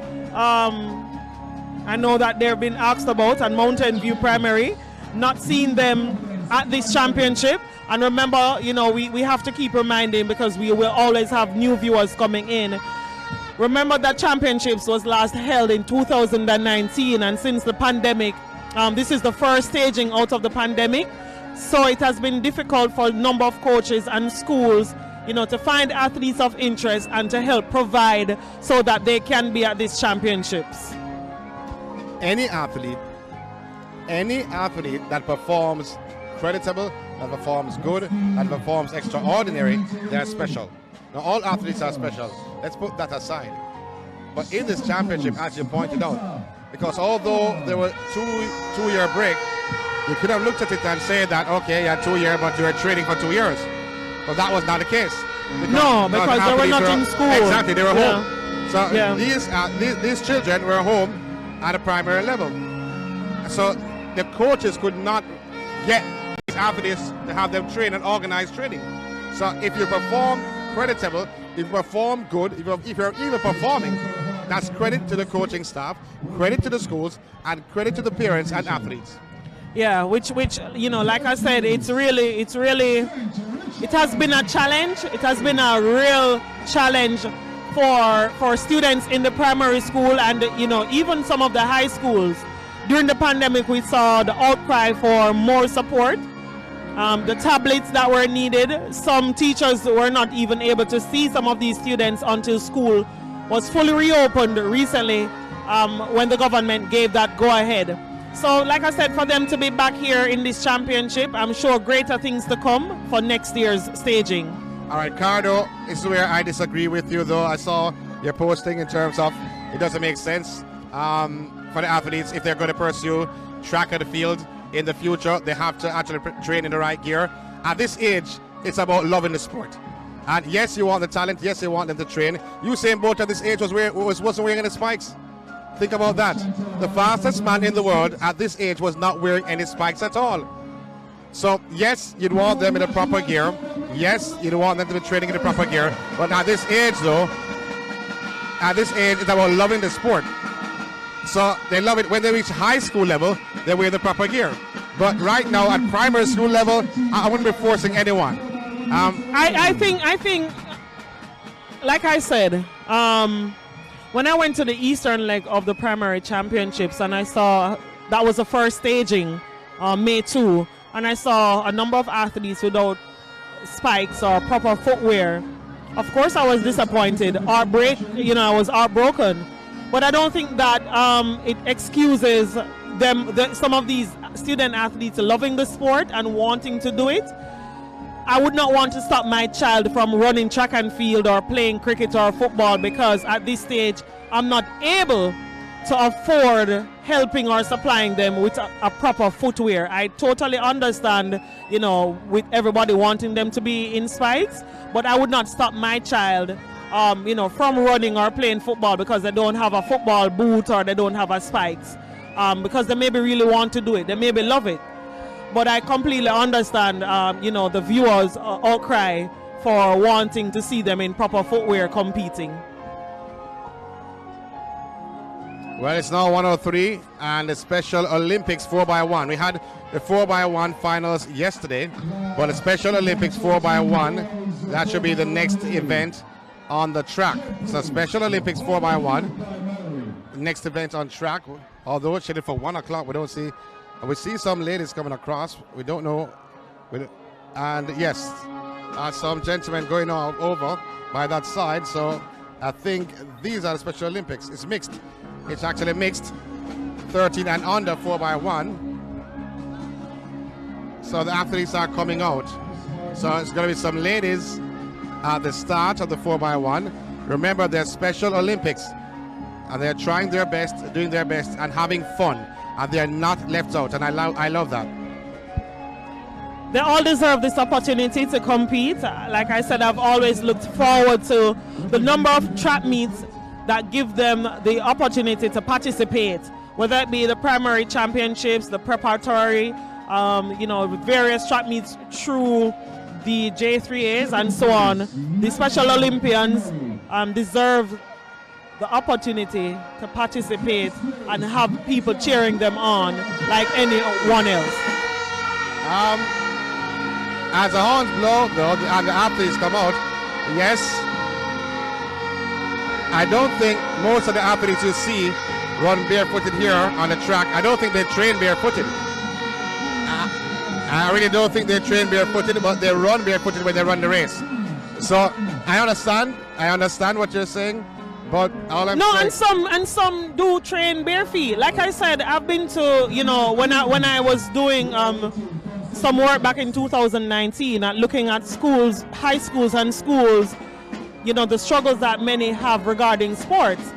And you have high schoolers who a coach is the one that having to give them a track shoes. You have schools without block, you have school without hurdles, you have so many things. And even at this stage, it's a struggle throughout the island to have proper equipment for use and also proper footwear, whether it be track shoes or spikes. You have schools who are able to give athletes a track shoes, and that track shoes will have to last them for an entire track season.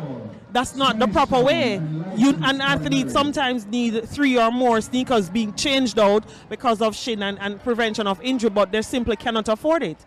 And especially in the pandemic period or coming out of the pandemic period, I've spoken to a number of principals and coaches. They're really struggling just to purchase oranges, hydration fluid. They just simply do not have it.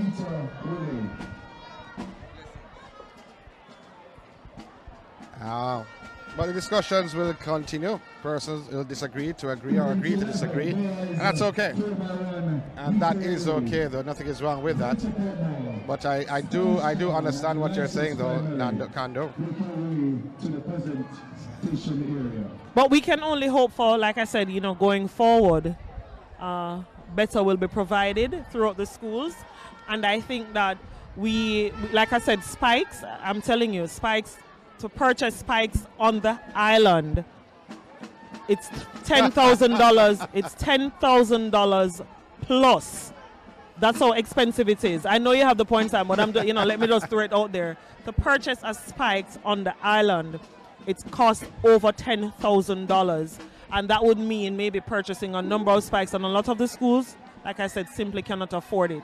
Yes, it is needed. Many of these children really do not mind running bare feet, but I agree with, you know, those who are understanding to the issue and those who are saying that shoes and proper feet equipment is needed. I agree with both sides. I'm just saying, though, the cost for one spike is $10,000 plus, and a lot of the sports stores here in Jamaica sometimes do not have the sizes. It would then mean the schools would have to purchase those footwear overseas. And we know how it is, you know, just bringing a number of things on the island. But the point standings are eating up. Listen to this. The latest point standings is after the hurdles event. Now, I questioned it, the point standings that we got. Was it before the hurdles or after the 70-meter hurdles? Well, after the 70-meter hurdles, I told you it would have gotten interesting. And let me give you the top 10. The top 10 on the female side first and foremost. Mountainside from South St. Elizabeth, they have 21 points. 9th, John Mills, they have 25.50 points. In 8th, Rock Hall with 26 points. In 7th, Spanish Town with 27 points. In 6th, St. Richards with 32 points. In 5th, Nagahead with 35 points. In 4th, Windward Road with 41 points. In 3rd, Coronaldi with 51 points. In 2nd, License with 72 points. And in the top spot, Greater Portmore with 82 points. That's on the girls' side. Now on the boys' side, the top 10. In 9th, I would start from 9th because 5 teams are 9th position. You have Angels, Waterford, Jericho, Clancarthy, and Crescent, all having 14 points. In 8th, Holy Rosary with 16 points. 7th, Halfway Tree with 17 points. In 6th, you have Harbour View, they have 20 points. In 5th, St. Richards, 47 points. In 4th, Spanish Town with 71 points. In 3rd, Greater Portmore with 79 points. In 2nd, Nagahead, they have 84 points. And 1st, License, they have 89 points.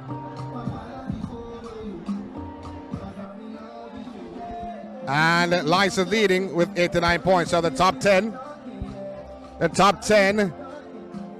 on the combined team scores. In 10th position, Halfway Tree, they have 30 points. In 9th, John Mills, they have 38.50 points. In 8th, Harbour View, they have 40 points. In 7th, Windward Road, they have 45 points. In 6th, Coronaldi, 63 points. In 5th, St. Richards with 79 points. In 4th, Spanish Town, they have 98 points. In 3rd, Nagahead, they have 119 points. And in 2nd, and in 1st, and in 2nd, and in 1st. The reason why I'm saying that, because License and Greater Portmore, they are tied for the 1st position with both teams having 161 points. Greater Portmore and License tied on 161 points. I told you it would have gotten interesting. Yes, and clearly not disappointing so far in terms of the standings. It's tremendous, just watching both these schools and overall all the schools, how they've been performing and what this means to them. You saw License big performances at the Eastern Championship, the Eastern leg of the regionals, and also Greater Portmore at the central end. So to have both now tied, like I said, I'm not surprised. It would have been a tough toss-up between which one will win, and I'm now, anticipating to see how the outcome will be later on this afternoon. But I think that, the most important thing, the kids are having fun and the coaches are stressed. So it can be the school from the east that will be crowned overall champions, or the school from St. Catherine. But we wait to see, and we await the start of the Special Olympics athletes. Well, on my list here, I see Special Olympics in 3 to 6. There's no team, but I've been listening to individual on Pastor Dean and PA system. He said Kingston is in lane 5 in green, but also in lane 6. There's green St. Catherine. He called St. Catherine for 6 and 3. It's a bit confusing there. But what is not confusing is Greater Portmore and License tied at the top after the hurdles event, both on 161 points. Both on 161 points.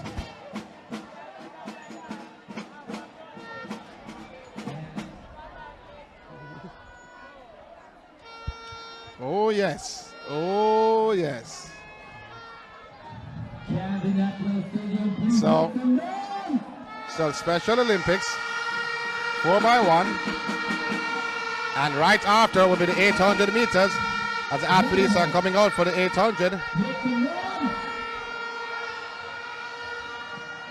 So please do forgive me if I don't have a name as yet, as they're moving the blocks from the athletes.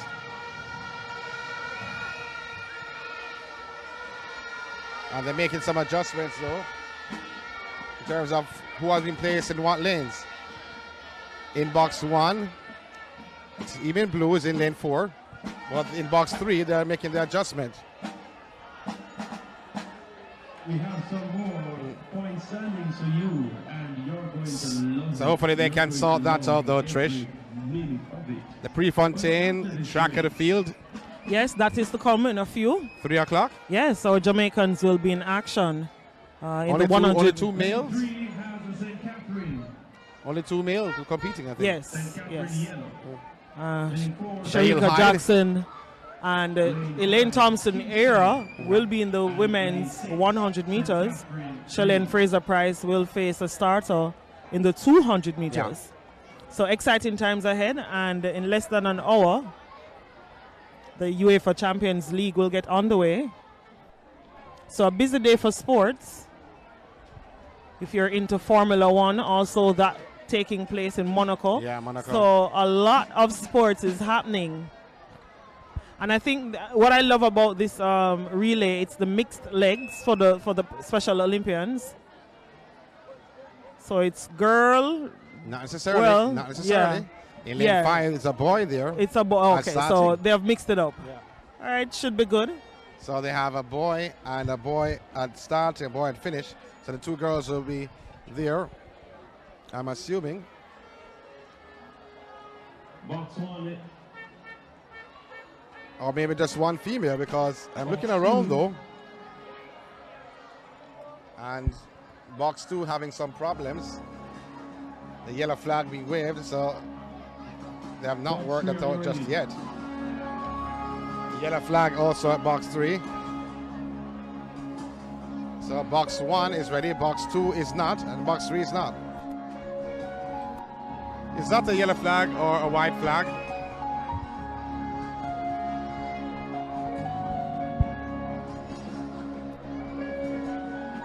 And for cricket fans though, the 4-day is going on. The regional 4-day. So you said sports all around. Yeah, so all sports lovers, I'm sure, elated. They're watching the primary championships, and then they will dabble into the Diamond League. And for those who love football, can multitask. What is now time for the 4x1 Special Olympics. So what I can tell you though is that Kingston is in 5. Haven't heard the PA announcer. They're asking the athlete to stand up. The athlete in lane 4 and 5 in those lanes. It's Special Olympics, so lane 3 St. Catherine. Lane 3 St. Catherine. Yellow. Lane 4 St. Andrew. Lane 5 Kingston. And lane 6 St. Catherine green. So St. Catherine, St. Andrew, Kingston, and St. Catherine. So in lane 3, St. Catherine, St. Andrew 4, Kingston 5, and St. Catherine green is in 6. Kingston gets out well, so do St. Andrew, but St. Catherine green over in lane 6, and St. Catherine yellow is in 3. It's St. Catherine yellow on this opening leg. They land over the batter in the top position. Girl to girl, St. Catherine yellow, moving on the back stretch. St. Catherine green is in 2nd. Kingston is also there, but here comes St. Andrew. Kingston, they've gone by St. Catherine yellow. Also there's Kingston. Kingston, St. Andrew. And a poor exchange this from Kingston. But here comes St. Catherine yellow on the 3rd leg. Have gone and have left Kingston, St. Andrew, St. Catherine green behind. Is St. Catherine yellow now on the ankle. Collecting the baton low and moving away, while St. Andrew is 2nd, Kingston is 3rd, and St. Catherine green is in 4th. But St. Catherine yellow, Neelitz and all, going across the line and hits his chest. 53.04 seconds. He's a happy camper. In 2nd, you have St. Andrew, 3rd, Kingston, and in 4th, you have St. Catherine green. Good running from the boys and the girls. Such a tall athlete, very tall. Good performances from all the parishes. Very good performances from all the parishes. And, you know, like I said, it's always good when we can make room and be inclusive of our special Olympians. So we big them up for that kind of performances just now. And it's really hard. I tell people it can be very hard sometimes for you to tell, you know, what their disabilities might be. So good performances, and I'm sure those who are locked in would have enjoyed that race just now from our special Olympians. Coming up next on track will be the 800 meters for boys open. Well, is it good in boys or girls? Which one? The girls are there. Well, on the schedule, it said boys before girls, but I see the girls out. So the girls are there, so they'll be next on track. And the boys are coming out now. So it's got to be the girls before the boys on the schedule. It's the boys before the girls. So the girls are first. Yeah. So we give a round of applause to InSport for the inclusion, like I said, of the Special Olympians. Yes. They matter just as anyone else. And whenever they get the opportunity and they don the national colors, we celebrate them. And this is how we have to ensure that they know that, you know, we love seeing you compete, whether it be at the primary champs and any other competition that we do have that they need to be a part of. So we big them up, and they had a whale of a time. We see them down by trackside, you know, just getting ready to take their pictures because they are important. Oh yeah, they're excited to take their pictures. Is that Colin, the photographer? Yes, it's Colin. Yes, calling them over. We need the pictures. Yeah. And whether you're winners or not, you matter. We need the pictures. And like I said, I'm hoping Jamaica will get to the stage where they start being doing more for disabilities. You know, well, it starts with the government. Lorna Bell is doing a lot. Yes. Auntie Lorna. I went to a special event for Special Olympians in Florida. And you would never know the difference between the event staging, because like how the stands would be full for boys and girls champs here in Jamaica, that's how jam-packed and you know, the support for the Special Olympians overseas. And I hope that, you know, more can be done for them through sports and overall in the country. I believe that there needs to be more ramps, sidewalks that we have not very inclusive for those with disabilities on the island. So like I said, it's an overall effort that needs to be done to make sure that they know that we are catering to you despite your disability. Well, the next event on track is the girls 800 meters. So Ariana Sinclair from Carisbrook is in one, had a time of 2:39.02 seconds. Jada Henderson from Time and Patience in 2:42.37 was her qualifying time. Toran Jones from Carisbrook is in 3, 2:48.96 seconds. Ashley Shepherd of Spanish Town is in 4, 2 minutes 43.37 seconds. In 5, you have Christasia Pierce of License, 2:46.18 seconds. In 6, Brianna Rogers of Crescent, 2 minutes 52.51. In 7, Tashoy Thomas of Nagahead, 2 minutes 52.02. And Christine Clark of Harborview is in 8, 2:53.08 seconds.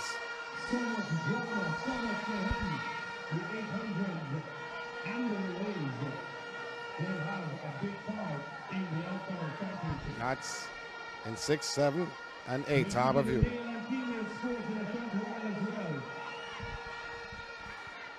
In this event,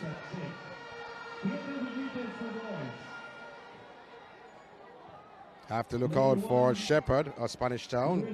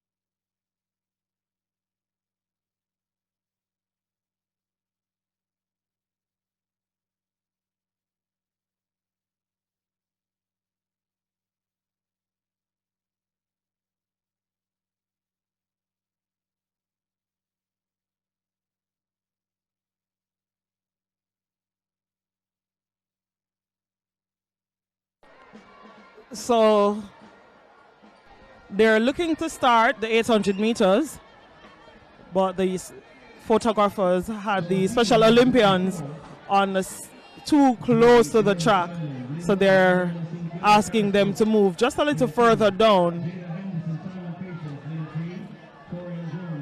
so the proceedings can continue. So the 800 meters girls open is on track. Ariana Sinclair of Carisbrook, Jada Henderson of Time and Patience, Torian Jones of Carisbrook, also there Ashley Shepard of Spanish Town, Caristia Pierce, License, Brianna Rogers of Crescent, Tashoy Thomas Nagahead, and Christina Clark of Harborview.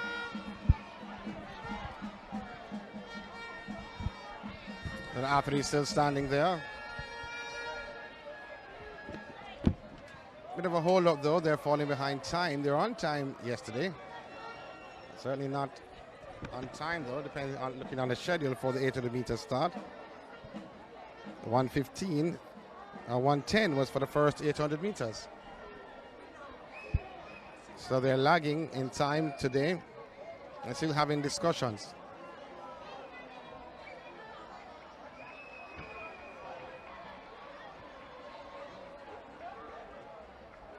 From our vantage point, the short time medical team is in lane 8. I don't know if something is wrong with the Harborview athlete, Christine Clark.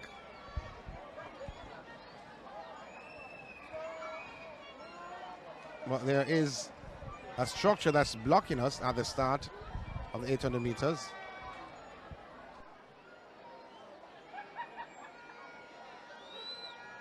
So she's now brought to her feet. Okay, so she seems to be fine. Maybe just needed. It's despite it being windy inside the stadium, it's still humid. So hydration still a big factor here. But the girls are ready. The gun has sent them away for the 800 meters open girls final. Rogers of Crescent Primary goes out well, so too a Shepherd of Spanish Town. She's a favorite. It's the front Shepherd of Spanish Town, just ahead of Rogers of Crescent Primary in the purple vest. On the inside, Sinclair of Carisbrook is in second, trying to follow the Shepherd of Spanish Town, who's way out in front on the back stretch. Hitting the 200 meters mark. This young lady from Spanish Town, Shepherd, maintaining a 5-meter lead over Sinclair of Carisbrook. That's the top two of the present time. Sinclair of Carisbrook now onto the shoulders of Shepherd. She passes Shepherd onto the front stretch. Sinclair of Carisbrook, a half-a-meter lead over Spanish Town Shepherd, who's in second. Coming into the 4, looks to me like Pierce of License. They're hitting the bell lap very soon. Pierce of License has slipped into that second position. But out in front is Sinclair with a lap to go. 1:14 on the clock for the first lap. In second is Pierce of License. And in third, the favorite, Shepherd of Spanish Town. Now, Shepherd of Spanish Town still sets in third. Pierce of License, who is in second. At the front of the pack, it is Sinclair of Carisbrook. A 5-meter lead for Sinclair of Carisbrook over Shepherd and Pierce. Pierce in second. Here comes now the favorite, Shepherd of Spanish Town. Goes by Pierce of License, slipping to that second position. With about 200 meters to go, Carisbrook, Sinclair is moving away from Shepherd of Spanish Town. That's the top two. The diminutive young lady from Carisbrook has now gained momentum, has now gained speed. It's Carisbrook Sinclair Out in front, Shepherd has no answer from Spanish Town with about centimeters to go. But here comes Shepherd. I thought she had no answer, but still carries Brooke Sinclair with 50 meters to go. She passes the entrance of the McDonald Tunnel. Still a 10-meter lead over Shepherd. It's Sinclair of Carisbrook taking the girls open 800 meters. Stopping the clock at 2:37.14 seconds for Sinclair of Carisbrook, getting the better of the favorite Shepherd of Spanish Town, and finishing third, it looks like Henderson of Time and Patience.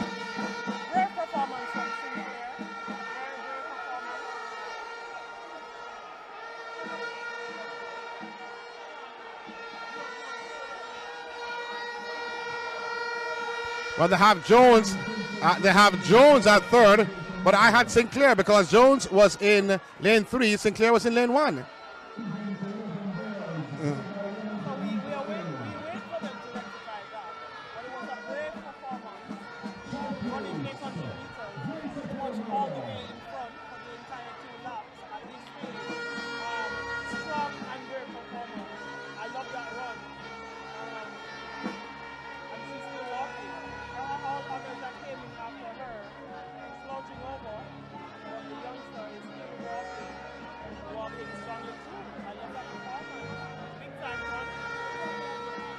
Well, if I called when I said Sinclair didn't finish, so there are two athletes from Carisbrook in that final, but what I had here was Sinclair was in lane 1, and Sinclair came around the bend was right behind the Shepherd. So let's see if that's the official reading, but if it is, I got it wrong.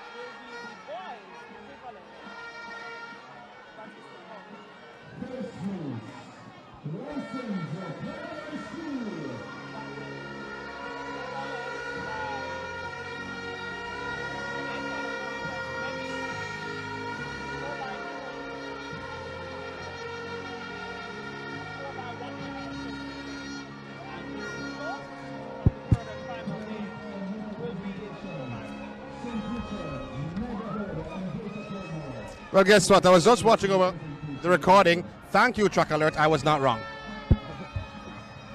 So we were not wrong. Well, I don't know. So according to what they gave us in terms of lane assignments, Sinclair was in lane 1, and the athlete who was in lane 1 came round and won. So Sinclair is of Ariana Sinclair of Carisbrook is the winner. So again, big performance, strong run from Sinclair. I don't think we could have asked, to witness anything better from her today. Started out strongly and she finished just as that. We saw where all others that came in after her fell to the ground and she kept walking, collecting her goodie bag. So that's a definition of who she is. Strong run from Ariana Sinclair in 2 minutes 47. We move next to the boys equivalent, and they're on track. Eunice Carty in 1 for licensed primary. Jelani Brown for time and patience in 2. O'Neill Heron of Frankfield in 3. Basil Jones in 4 for Carisbrook. In 5, Bevin Davey of Shortwood. Kirk Lando Reed in 6 for New Forest. Deshaun Hutchinson in 7. He represents Nuggerhead. DeMarco Williams in 8 for Claremont. So those are the 8 boys to face the starter for the 800 meters equivalent. Well, guess what? I saw Jones of Carisbrook over by Stets, the western end of the island, and now the western qualification. And Jones went into the final as a favorite. Didn't win, though. But I like what I saw from him. He's in lane 4 at the present time. Basil Jones.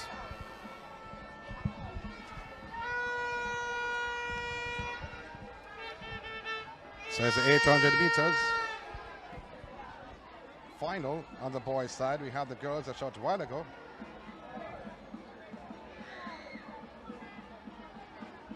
It's all about the in-sports primary track and field championships, 800 meters boys final. Sean Grant and Joshana McGowan here. Joshana, are you enjoying what you're seeing? Oh, certainly I am. I mean, you know, I'm all about the primary championships, you know, as a product of the primary championships as well. And I think that, you know, for it to be back and looking at these performances, I'm elated, I'm over the moon. And when you look at the people in the stands, the mummies, the daddies, the teachers and so on in support, you cannot ask for more. Well, it's the boys 800 meters of final. And out in lane 5, it looks to me like it's Davy of Shortwood. On the inside, it's Carty of License. Carty of License goes on the back stretch, cruising in lane 1. He seems like he means business. Qualifying the time of 2 minutes 29.46 seconds. And he's cruising along with the White Sox. The man from Shortwood in second, that's Davy. That's the top 2 at the present time. But way behind from Carisbrook Jones, who we spoke about earlier on. And bouncing around, he's in 7th position. But going back to the top of the pack, it's Carty of License ahead of the man from Shortwood, Davy. 1-2 in this boys open 800 meters run. On the front stretch, Carty looks strong. He clocked 2:29.46 seconds. He's cruising along. He seems like he has a lot left with about a 6-meter lead over Shortwood Davy in that second position. The bell lap with 1:04, 1:05 on the clock for the first lap. Carty of License maintaining that 6-meter lead over Davy of Shortwood, who's in that second position. The move is now being made from Jones of Carisbrook. He's in 7th. Now he goes into 6th position. Will it make a difference on this last lap? Now it seems to me like Carty of License is slowing down. Right behind him is Davy of Shortwood. They're moving well also. Coming to the 4. So Carty is being passed. Seems like he's hit a wall. He is in second position, but the wall has been moved. He was slowing down on the backstretch. He felt the pressure. He's in second position. I realized the crowd was catching him up. He has moved now into 3rd. So it's going to be a tussle towards the line. Will it be first? Will it be second?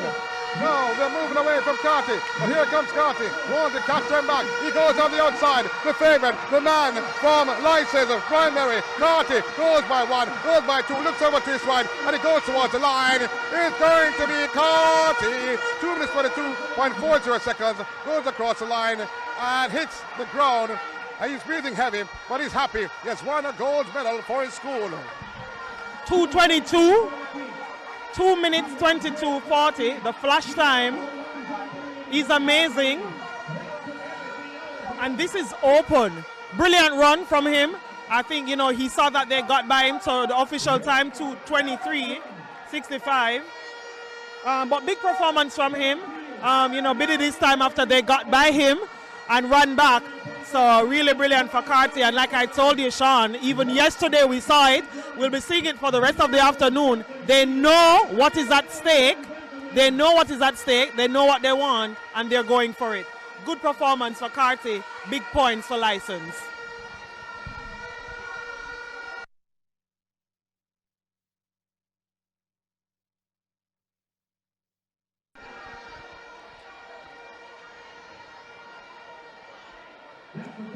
Well, they had me a while ago, though, because they had Heron as first. I said, what? Not again? Well, they changed it and said Carty, the winner. But guess what? So O'Neill Heron of Frankfield, he was second. Ahead of Brown, Jelani Brown of Time and Patience. Bevin Davey of Shortwood Practice was 4th. Basil Jones of Carisburg was 5th.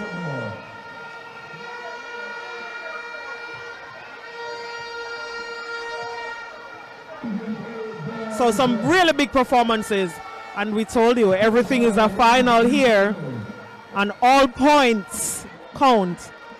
161 points initial tie before we got going with the relays, and that was between License and Greater Portmore. So everyone wants to be a winner in their events or top placings, so that their school, they can help their school to come out victorious. So we move next to the 800 meters sprint medley. So you will have 400 meters opening, and then 200. So the 400 meters will open. So the first leg. No, that's not it. That's not it? That's not it. You'll have a 100, a 100, a 200, and a 400. Oh, but they haven't set them out yet. I don't know why they always take so long. Because I always wondered if the Class 1 girls had to do the leg of the sprint medley, since it would be 400, but thanks for the correction. Yeah, man. So it's 100, so it's 2 100s. 2 100s, a 200. A 200 and a 400. And a 400 for the sprint medley. See how so long now they proceed to the track. So box 1, the athletes are not out on the track just as yet. Box 2, the athletes are not out just as yet. Box 3, where are they? So the officials are now aware that they're needed on track, and they're putting the cones out. But why are they aware? From once you see the athletes come out on the first leg, aren't they aware then? One can only hope. I would assume that they're aware. But have they forgotten the anchor leg rudder? There's no anchor leg, I'm just joking. So it is so the first leg, the opening leg, will turn over on the back stretch, which is by the 300 meters mark. They will run 100 meters. That leg will take it down to their teammates, who is at the 200 meters mark, for another 100 meters. And on that second exchange, those athletes will run 200 meters. On that turnover to the last leg, they will run 400 meters for the 800 meters sprint relay. So 800 meters medley coming up. For the girls in lane 1, you have License. In 2, Windward Road. In 3, Nagahead. In 4, Shortwood. In 5, Spanish Town. In 6, Greater Portmore. In 7, Belmont Park. And in 8, Harbour View.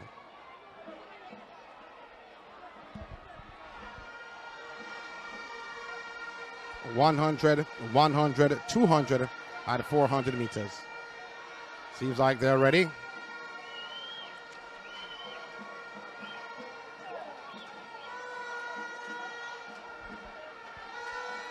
They're behind by 11 minutes so far. 11 minutes and counting. But the boys medley are there. So as this race is finished, I'm assuming they'll just go right on the track. So the 800 meters sprint medley for girls. 200 meter legs. Then 200 meters legs. Again, within assignments, License. In 1, in 2, Windward Road. In 3, Nagahead.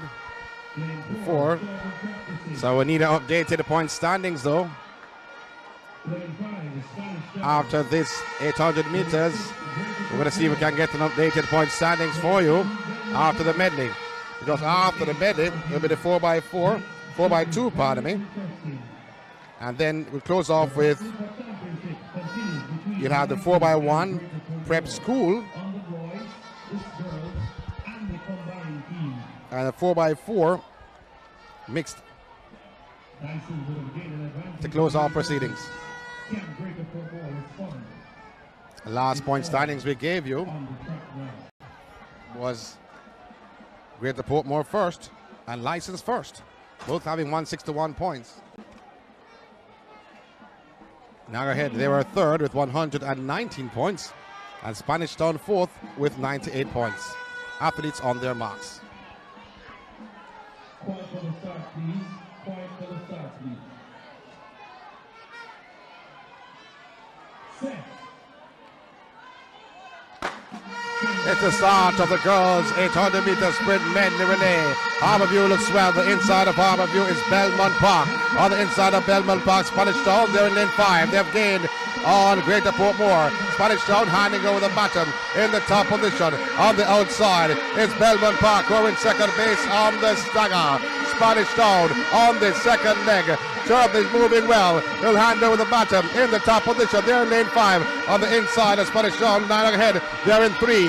And also moving well is Windward Road in 2. But Windward Road in lane 2 is carrying the field in the front stretch. Not home just as yet. Windward Road having a slight advantage on this penultimate leg of the 800 meters medley relay. Oh, going well all to Spanish Town out in lane 5.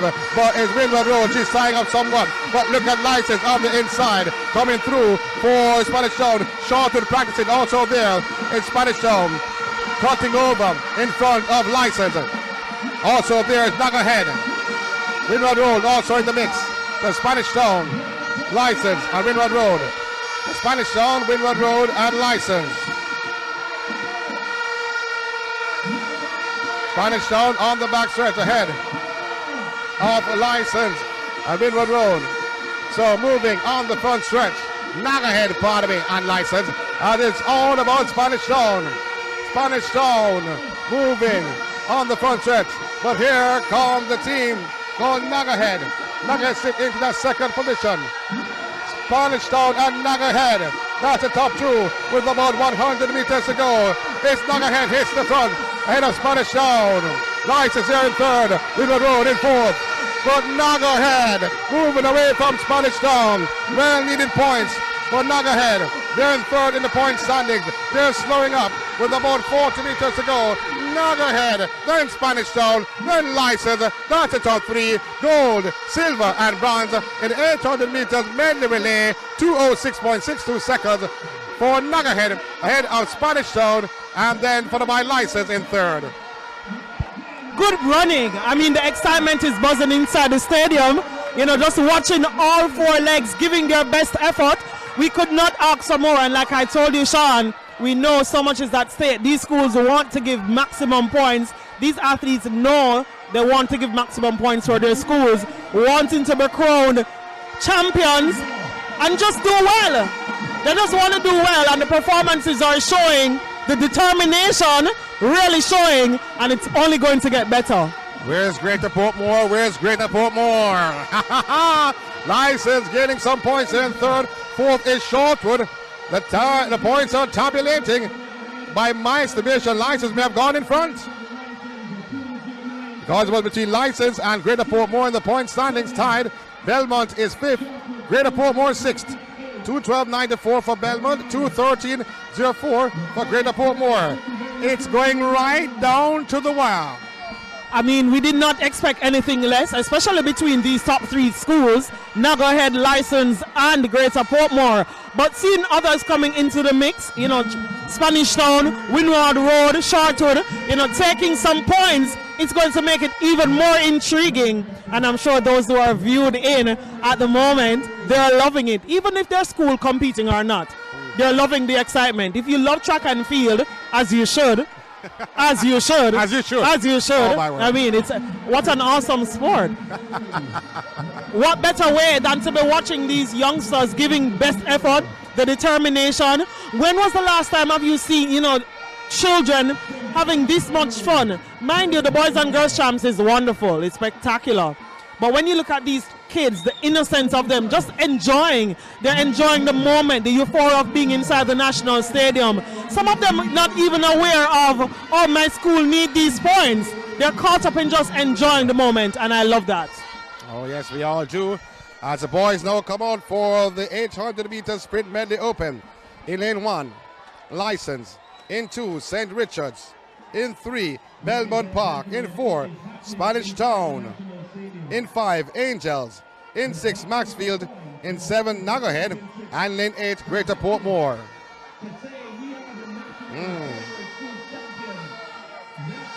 Now, in terms of times, Spanish Town comes in as a favorite. Can they take it? No Greater Portmore in this event. License in lane 1. So again, Greater Portmore is in lane 8, pardon me. Let me take that back. And both License and Greater Portmore coming into this final with a similar time of 2:04. One having 2:04.93, the other having 2:04.98.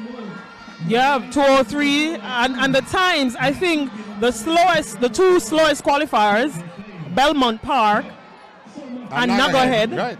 But guess what? We know how it is in sports. Times doesn't win you a medal. Time doesn't get you across the line first. You have to show up and perform. And these youngsters, they know the excitement that's buzzing inside the stadium. They can hear the support, the cheer. So they'll be laying it all on the track. Nothing else matters. No previous times, no previous performances will count. It's only what they will do in this race. And the boys are ready. As you see, the St. Richards first leg runner stretching as the noise inside of the grandstand died down. Ready for the next final 800 meters sprint medley. Just a reminder of the legs. The first leg 100, the second leg another 100, and the third leg 200 meters, while the anchor, the fourth leg, is a 400 meters leg.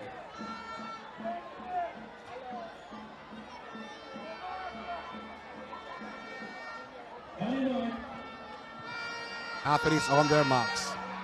A reminder, License 1, St. Richards 2, Belmont Park 3, Spanish Town 4, Angels 5, Maxfield Park 6, Nagahead 7, and Greater Portmore in lane 8.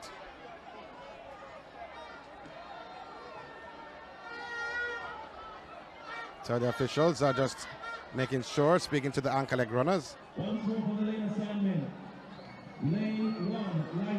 Making sure they collect the baton before they go across the line. Short time medical team doing a lot of work.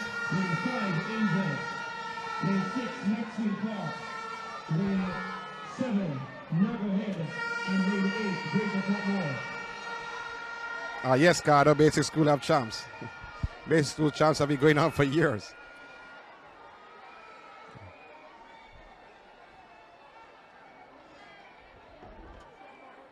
Athletes just awaiting the instructions from the starter on his rostrum.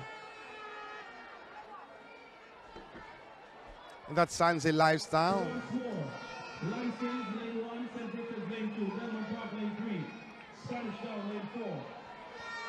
So again,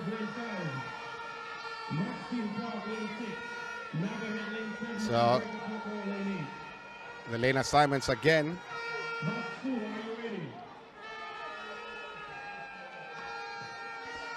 So yellow flag raised at box 2. I don't know why the yellow flag is there, making some adjustments. Now the white flag being raised at box 2. So they're ready.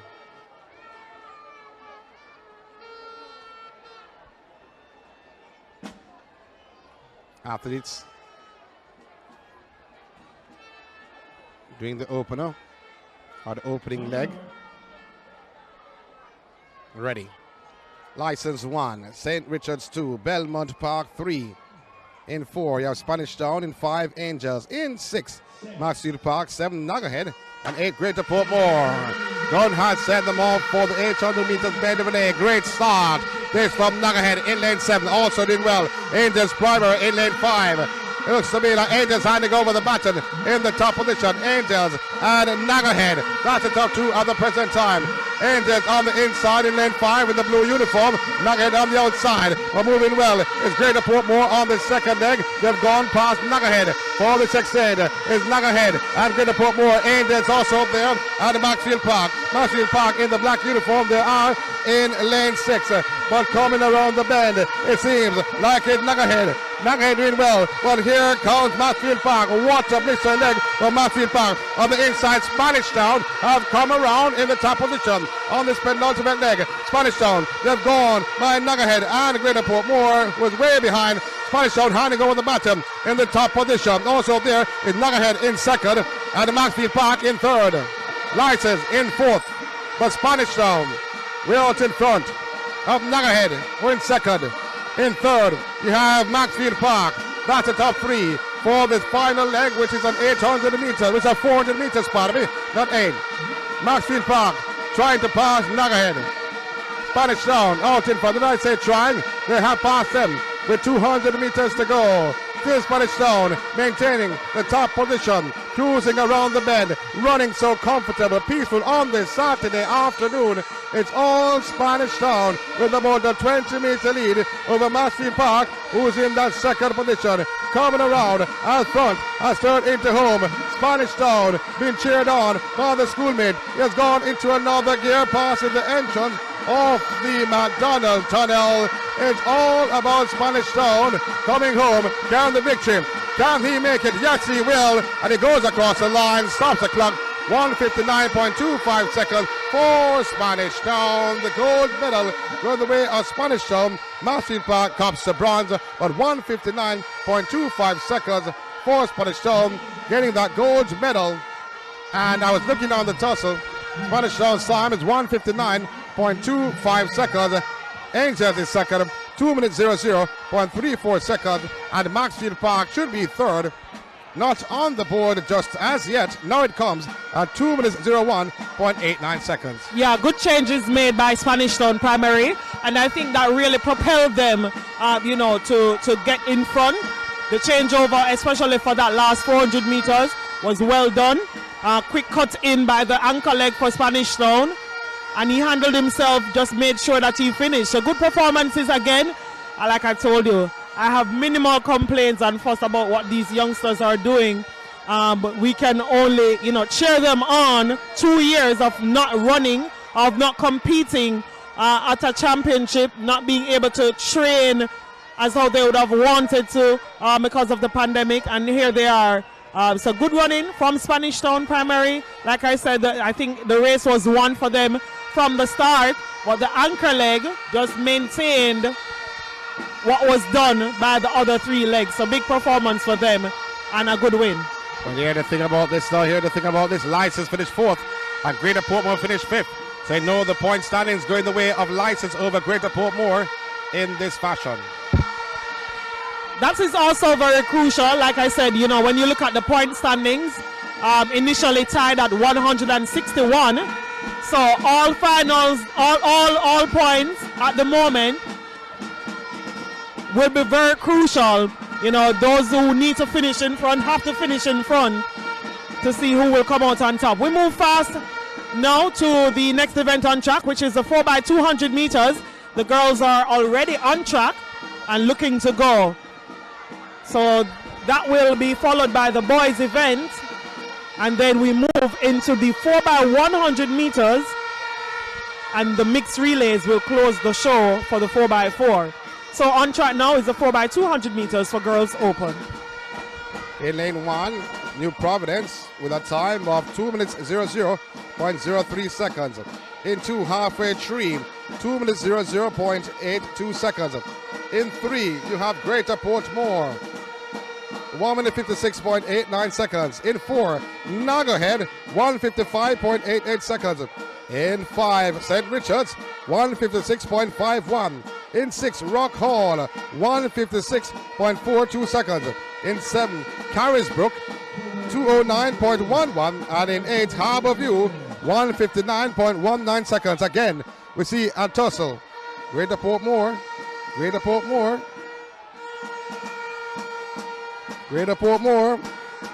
has a great chance of denting the point standings, because guess what? There's no license in this final. Yeah, no license, and you have 3 big names in Greater Portmore, Nagahead, St. Richards. They have been really good as well. So it's anybody's show at the moment. So in the girls and boys 4x2, Greater Portmore is there, but no license.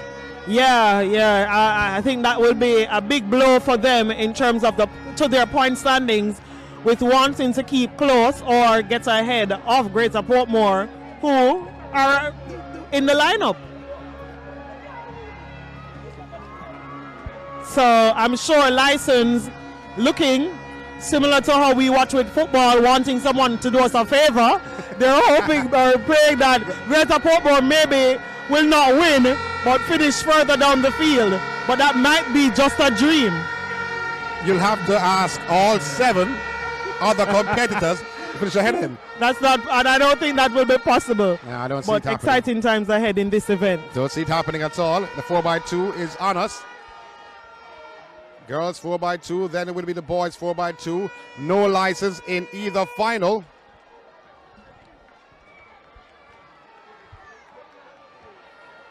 As we get ready, championship winding down. Greater Portmore having played second fiddle in the 800 meter sprint medley to license. However, license did not qualify for the 4x2 finals. Not final, but finals, girls and boys.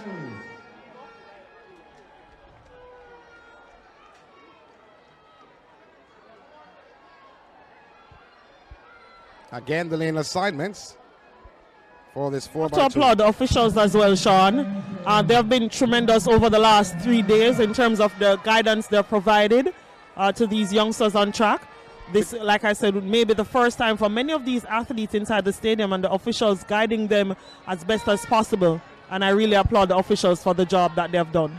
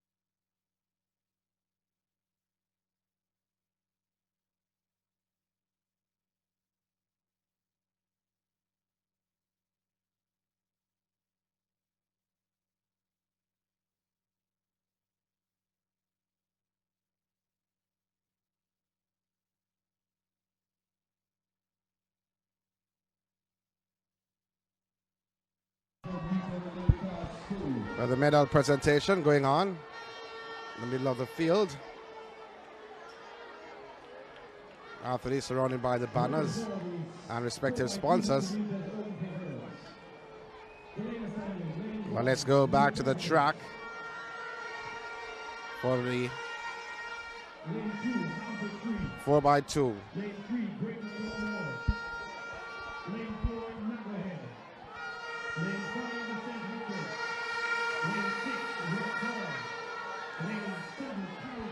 Greater Portmore having a glorious chance to put some points on the board, because License, who have gone ahead unofficially, are not in this final, neither they're in the boys 4x2 final.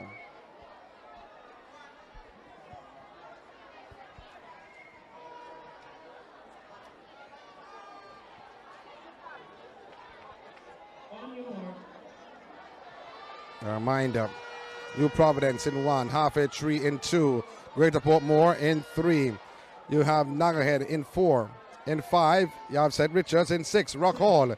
In 7, Carisbrook. And in 8, Harborview. Clean break for the opening leg of the girls open, 4x2. Harborview doing well. They are in lane 8 in the neon uniform. Doing well also in lane 4 is Nagahead. Nagahead has gained on St. Richards on the outside. Nagahead having a slight advantage, I think, based on the stagger. May hand over the baton in the top position. Is between Nagahead and Harborview. Is Nagahead just ahead of Harborview. Harborview in lane 8. Nagahead in lane 4. They come around on the second leg after that first exchange. It's Harborview out in lane 8 in that neon uniform. On the inside, in lane 6, is Rock Hall. Rock Hall trying to put a dent in the proceedings, but in lane 4 is Nagahead. Based on the stagger, I think that's Nagahead and Harborview are both in front. It's close between the two. Let's see who landed over the baton. It's Harborview just ahead of Nagahead in second position. And in third is St. Richards. Also moving well in lane 6 Looks to me it is Rockall. Rockall has gone well on this extend, the penultimate extend. Rockall out in front, then come over in the top position, just ahead of Nagahead, who is in second, and Greater Portmore, they are in third, but Nagahead gaining, and Rockall, it's Rockall way out in front. Rockall, they qualified with a time 1 minute 56.42 seconds. Rockall and Nagahead, that gets Greater Portmore on his ankle leg. It's a diminutive runner from Rockall. She's tossing, she's fighting, not allowing the girl from Nagahead to go too far. But here comes Greater Portmore, they're in third. But Nagahead out in front, passing Rockall. Greater Portmore also passing Rockall. Greater Portmore heading towards the line is Nagahead and Greater Portmore. Greater Portmore fans are standing on their feet because they're cheering on a wonderful, explosive run to carry home the glory, to carry home the gold. 154.06 seconds for Greater Portmore ahead of Nagahead. 154.06 is the flash time. The flags of Greater Portmore, they're waving inside of the National Stadium. And they're feeling the vibes. I'm sure the athletes are feeling the vibes. Brilliant running from Greater Portmore, 154.06. Brilliant sprinting from that last leg to get by Nagahead and Rockall. So good running. Like we said, the points are needed, but that gold medal means more to these athletes. So 154.06, 154.77 for Nagahead. Rockall in third, 155.88. Rockall, had good legs, but the ankle leg for Greater Portmore, like I said, was just too much for both schools, but nothing to take away from the other medalists. You're hoping? You're hoping for license? No, I am not hoping. I said license might be hoping. License. Not me. I have no dog in the fight, but really good performance. And like you said, it's going down to the wire because we have another event to come, the 4x200 meters relays for boys, but the 4x1s and the mixed relays, the 4x4 mixed relay to come. So it's not over yet, so it's going to be really good. It's dependent, though. It's dependent on the point standing at the end of this, because guess what? If license not here to make a dent any at all, they have garnered 12 points a while ago. They can get the next 12 points here, and that's 24 points. However, license were in front, and it depended on how many license were in front with in terms of points. And then that 24 will chip away and may put them in front by more than 12, and the last race won't matter. Interesting times ahead, interesting times ahead. And like I said, we are full of sports today, enough for the excitement. And I'm happy that we're able to bring you coverage of the in-sports primary championships. It's so delightful. The stadium is buzzing, and I love that. The stadium is buzzing, and it's not seniors competing.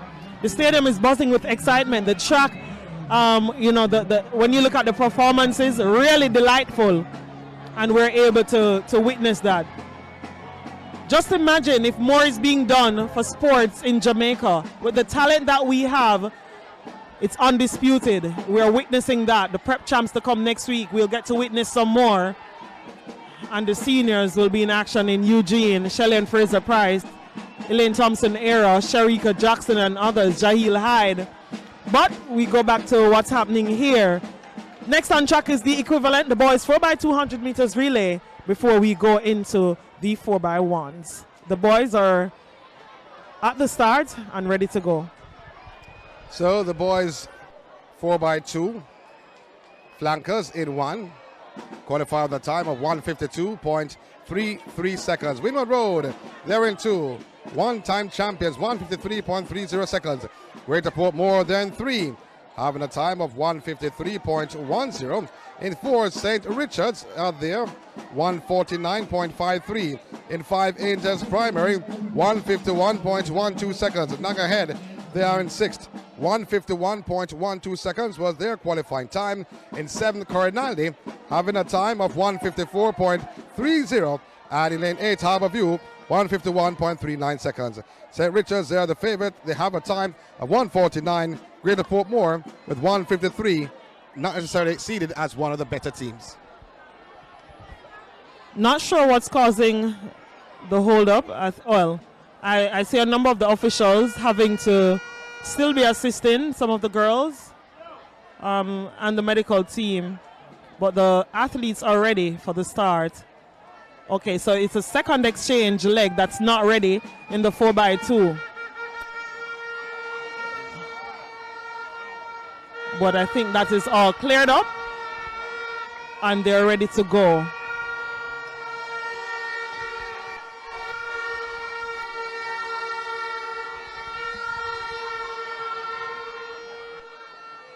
So the relays 4x2, and I think they have some exhibition though, because I've seen some preparatory school on it.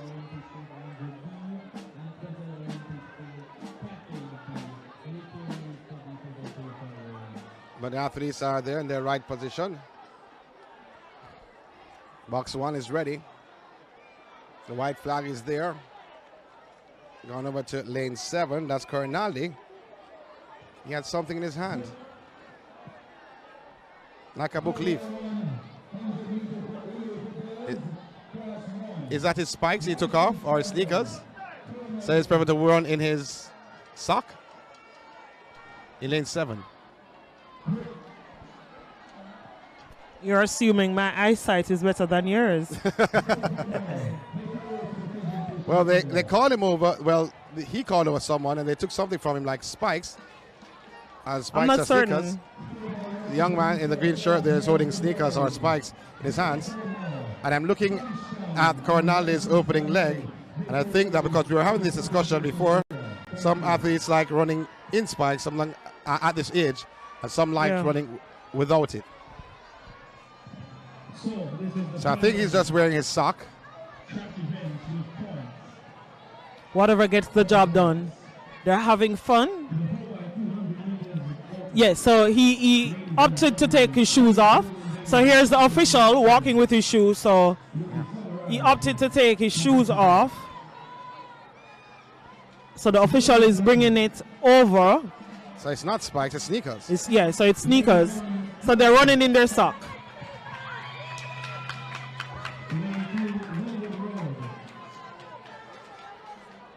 Yeah, sneakers actually. Maybe he has given his mom from Corinaldi.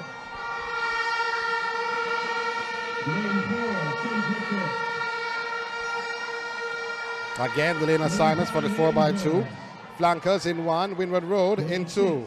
Greater Portmore is in 3. In 4, St. Richards. In 5, Angels. In 6, Nagahead. In 7, Corinaldi. And in 8, you have Harborview. You realize the noise a while ago, Corinaldi? Because everyone from Corinaldi is around us. They get a chance to cheer. Yeah, so we're in close position to Corinaldi, Greater Portmore, Spanish Town. Yesterday we had, the first 2 days we had Jericho around us. Yeah, so now Greater Portmore, they're right below us. Spanish Town, the same. And on our left hand, it's Corinaldi. Well, let's see, athletes. Okay, Fabian, you got this. That's what the parents said. It's a parent. They're excited, watching their youngsters, their children. Okay, and they're ready. Starter on his rostrum, pistol pointed in the ear. It's the start of the boys 4x200 meters. Flankers, Windward Road, Greater Portmore, St. Richards, Angels, Nagahead, Corinaldi, and Harborview. Nagahead going well also. Corinaldi being cheered on by a young lady with pink hair. But it is a Nagahead in lane 6 that's gained on Corinaldi. Seems like they'll hand over the baton in the top position. It's all about the team called Nagahead. They're way out in front. They're coming around the bend in that top position. On the outside of Corinaldi is Harborview in lane 8 in the neon. And third looks to be like Corinaldi. That's the top 3 at the present time. But Nagahead on the second leg, sprinting away from the rest of the field. They're in command, in large and in charge. So it is all about Corinaldi cheering on, but all Nagahead in that top position. Going around the bend in lane 4. It is St. Richards swimming into that second position. All the Angels is in third at the present time, but way out in front is Nagahead. Nagahead in that top position. Once on to Corinaldi, they'll drop at the back of the pack. but Angels, and then talking about Angels, St. Richards in that second position. But now the team called Nagahead, we're in front on this anchor leg with about a 10-meter lead.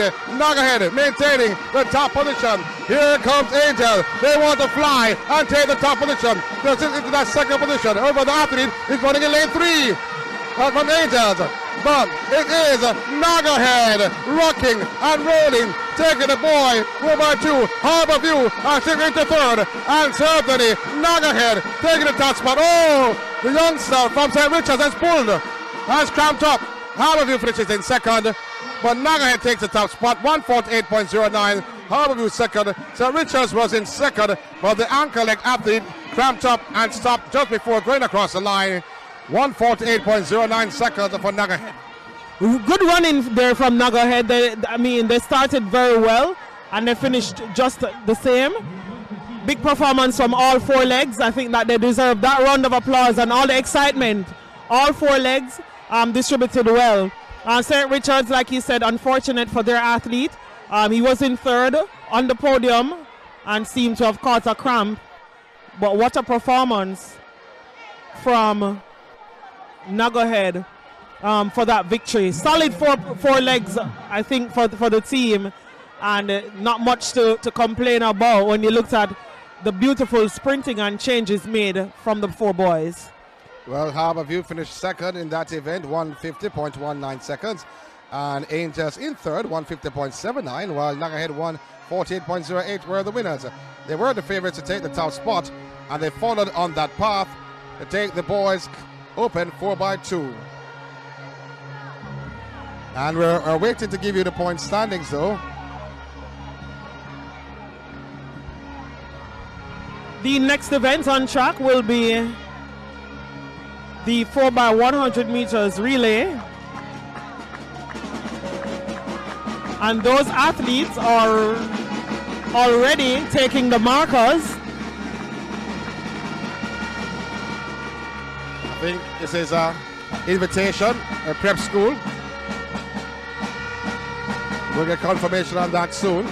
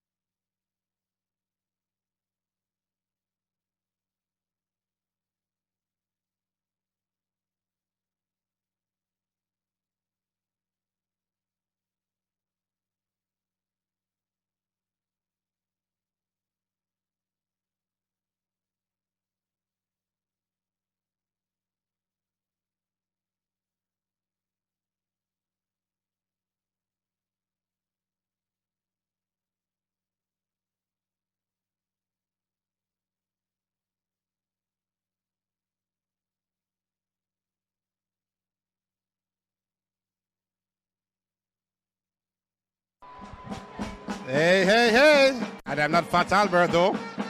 But guess what? We have gotten the point standings, and I don't think this point standings is before the 4x2s. This is the point standings before the 4x2s a short while ago.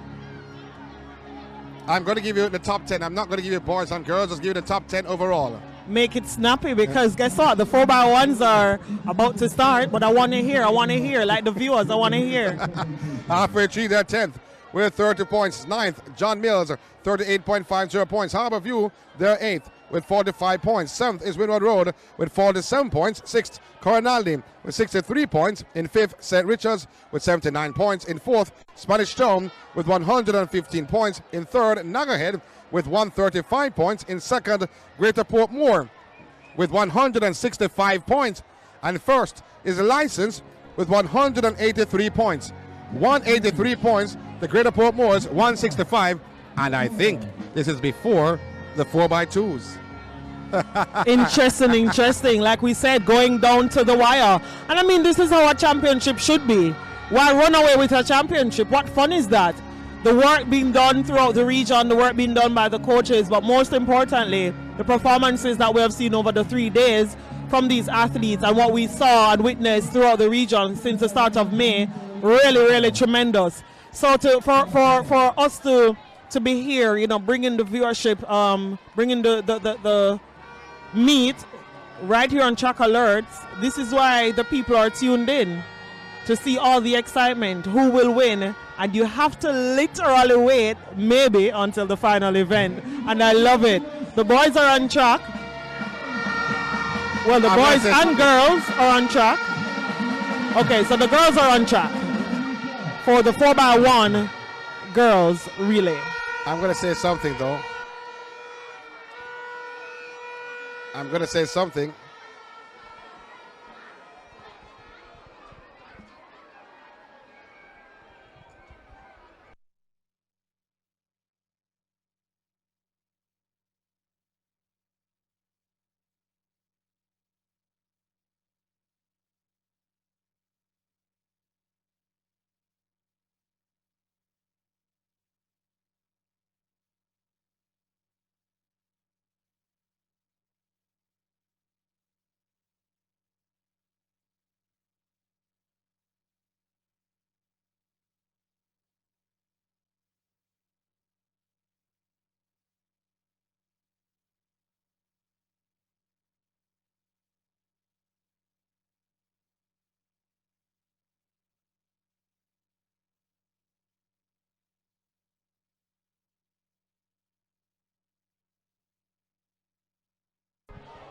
So this is a 4x1. So let me go back to what I was saying. 183 to 165. Now we know that the 165 jumped to 177 because they won the 4x2, the first 4x2, Greater Portmore. Now they did not come first, second, or third in the second 4x2. So just maybe both teams are tied on 183. Not official. Not official. Do not listen to Sean. Not official. No, but it's before the 4x2 though. Like I said, you know, despite all of that, Greater Portmore had the lead yesterday and earlier when we gave the first point standings. But we told you initially that License were 24 points behind. Then the second point standings that we gave you, it was tied at 161. Here we are now. A ding-dong battle. The girls are on track for the 4x100 meters relay. So I didn't get the scores though.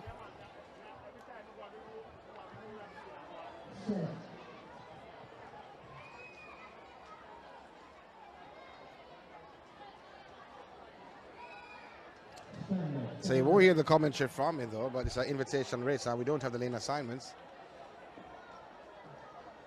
Do apologize for that.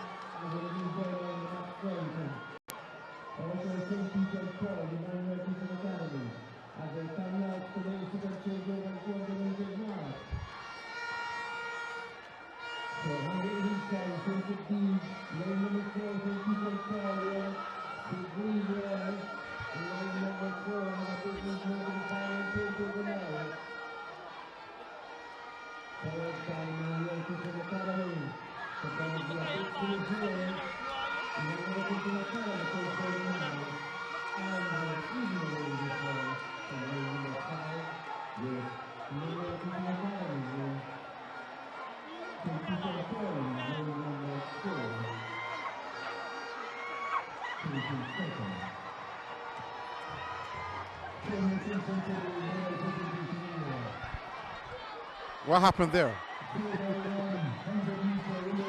I don't want persons to be laughing. Come on, don't laugh.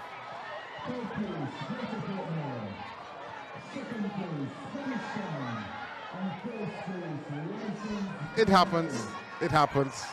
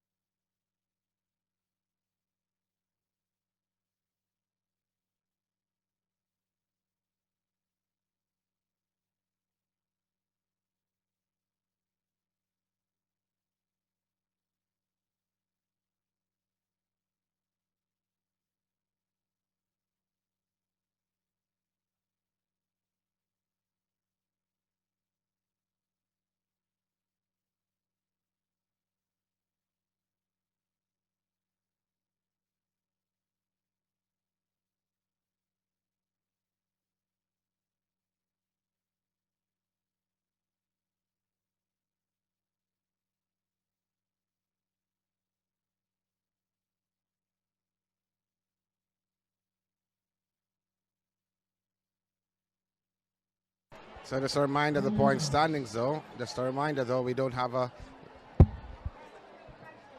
schedule for the invitational race or races. There are 2 4x1s. Prep schools were invited for 2 invitational races. I know St. Peter and Paul is in 4 and Mona is in 6. But just to give you, though, a reminder of the top 5. St. Richards, they're 5th with 79 points. Spanish Town, 4th with 115. In 3rd, now ahead, 135. In 2nd, Greater Portmore with 165. In 1st, License with 183.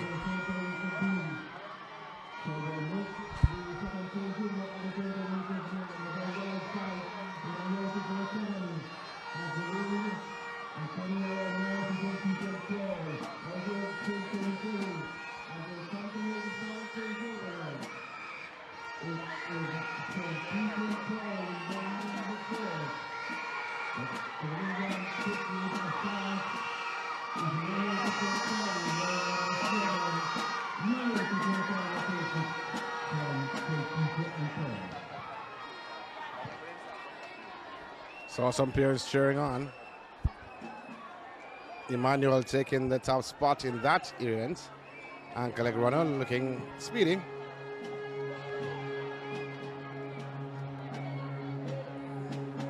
And Mona Prep finishing in 3rd. Tatashano, I need to ask you this question, though.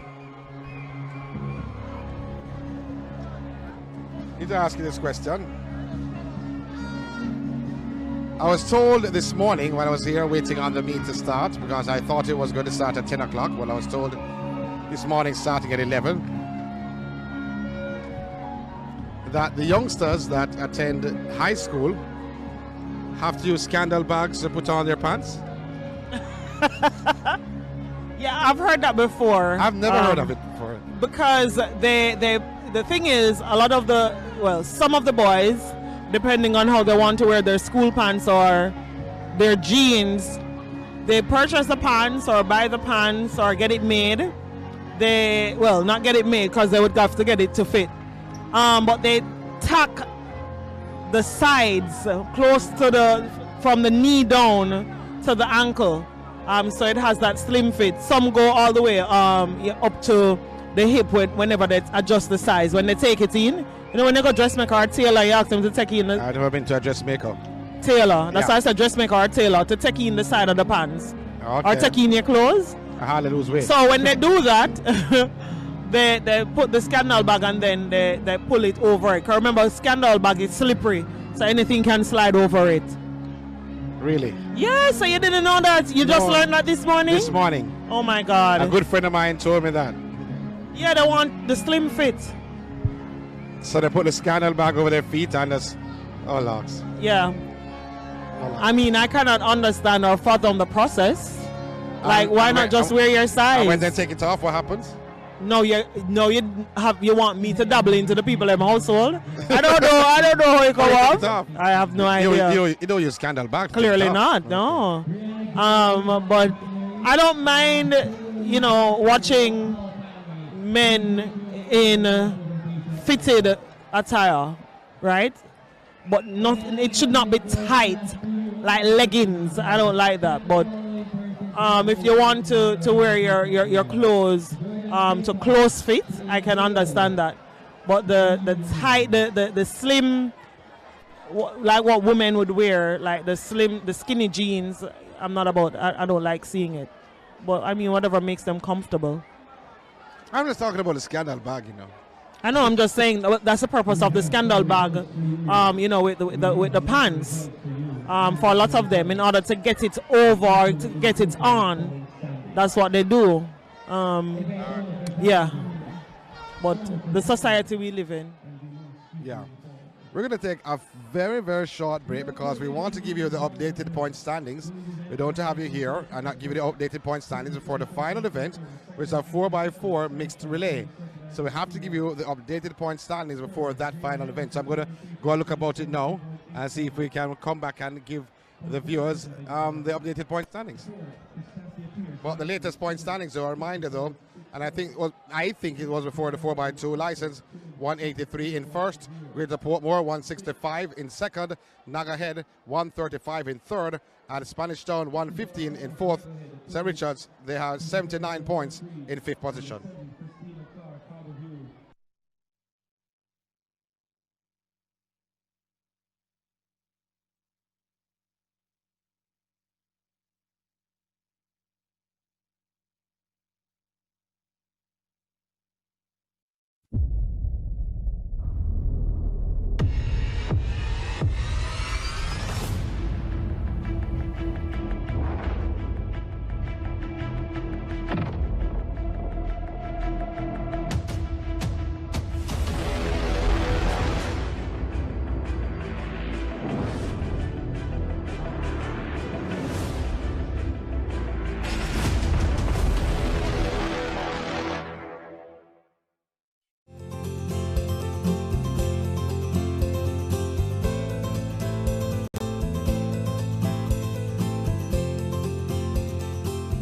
All Jamaicans to know that child abuse is not just an issue for the government, it's an issue for all Jamaicans.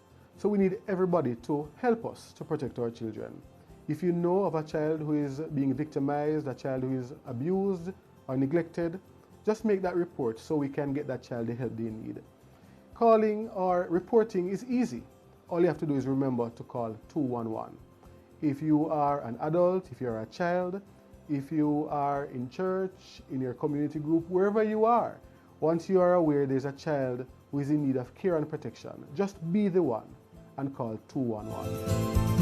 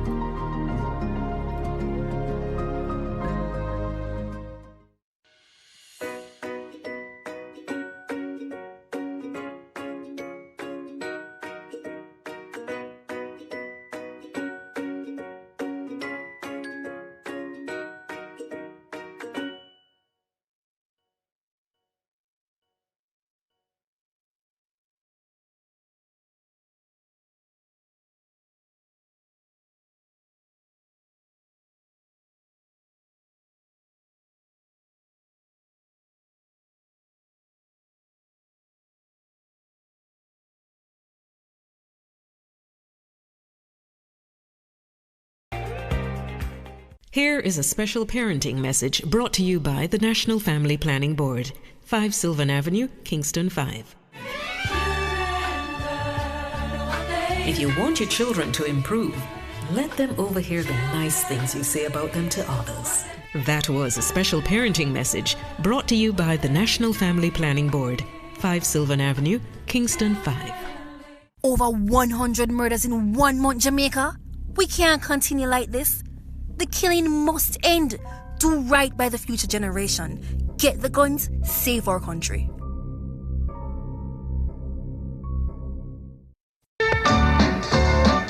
Come with us to Lime Tree Lane, where life is sometimes sour, but sometimes sweet. Oh, I was in the bar yesterday, trying to convert over 2 man. And my hand make mistake and bungs down them drinks. And the other one said to me, "Why if you right enough and you cut it off, boss?" And same time, the two of them just hold me down and cut the hand. Have a laugh and settle into Lime Tree Lane. Join us Mondays to Fridays at 7 a.m. And when they done their feet on you, you understand me? No wonder the boy was having a high. No, come back here. Where do you think you're going? Let me go check in bed. Only on PBCJ, the People's Station.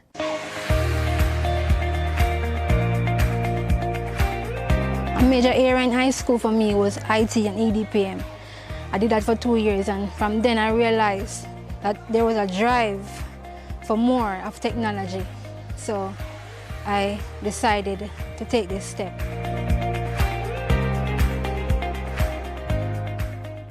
Here is a special parenting message brought to you by the National Family Planning Board, 5 Sylvan Avenue, Kingston 5. The way we treat our children directly impacts what they believe about themselves. That was a special parenting message brought to you by the National Family Planning Board, 5 Sylvan Avenue, Kingston 5. Here's how we sign the alphabet. A, B, C, D, E, F, G, H, I, J, K, L, M, N, O, P, Q, R, S, T, U, V, W, X, Y, and Z. Now I know my ABCs. Next I want you to sign with me. Become the hero on the scene by taking the COVID vaccine. Be a hero for your loved ones and get the COVID-19 vaccine. Visit a vaccination site to take your first or second dose of the AstraZeneca vaccine, or be one and done with the single-dose Johnson & Johnson. Visit www.vaccination.moh.gov.jm or call 888-1-LOVE to find the site nearest you. Jamaicans, the vaccines are proven safe and effective. Let's get vaccinated so we can get back to life. A message from the Ministry of Health and Wellness.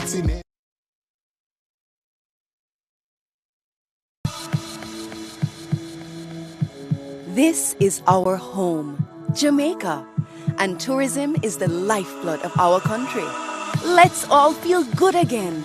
Whether with family or friends, we want you to enjoy your staycation. We have to ensure that they are comfortable, they feel well protected. New standards are in place to ensure your safety. We are here to serve you better, so you can have the best experience. Come out and rediscover Jamaica. We are ready. We are ready. We are ready. Rediscover Jamaica. Heartbeat of the world.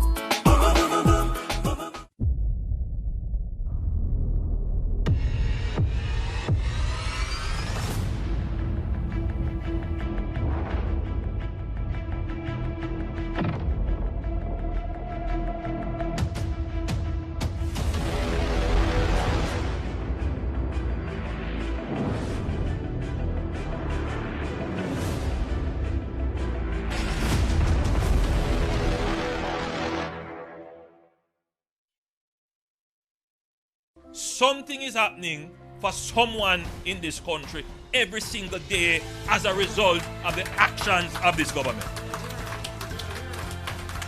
The beneficiary of this house and the hundreds of people who have benefited so far, they feel good and their families feel good. Oh, I'm on top of the world. It's just a dream come true. Somebody see that me deserve it and then brought it to life for me. There was no schism, there was nothing behind it. It was just, okay, you're in need, and I'm going to do whatever I can do to ensure that you're helped, because you're somebody that is in help. It renewed such a hope in me, wanted to be understood. I thank the team I thank everybody for this house. We must take all steps to ensure that whoever is the beneficiary is genuinely in need and deserving of it. No one is immune to mental illness. Your age, race, gender, social class, or economic status is no match for addictive behaviors, anxiety or eating disorders, depression or schizophrenia. What is having a good social support system. As the saying goes, in times of test, family is best. Unfortunately, many are denied the benefit of the support of family and friends because of stigma and an oppressive silence around mental illness. Let's put an end to the silence. Speak up. Speak now. End the stigma. Share your story. End the stigma. A message from the Ministry of Health and Wellness.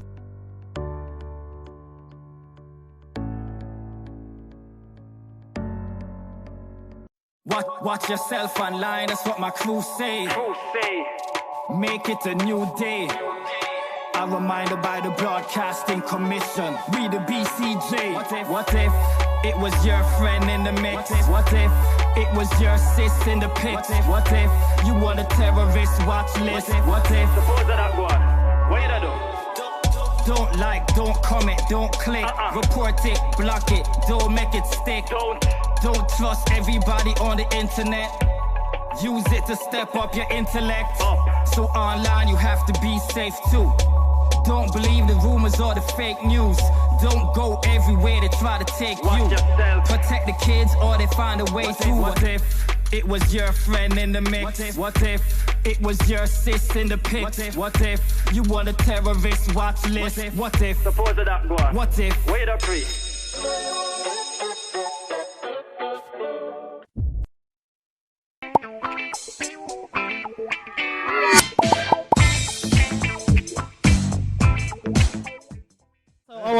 Our viewers are awaiting the update before the final event, and the athletes are coming out soon. Can I tell you something? The final event doesn't matter because the final event doesn't hold the two teams are fighting for the title. Tell us more. I'm going to tell you more. Now, we did not take in or did not factor in the long jump which was going on. Now, the long jump was just completed.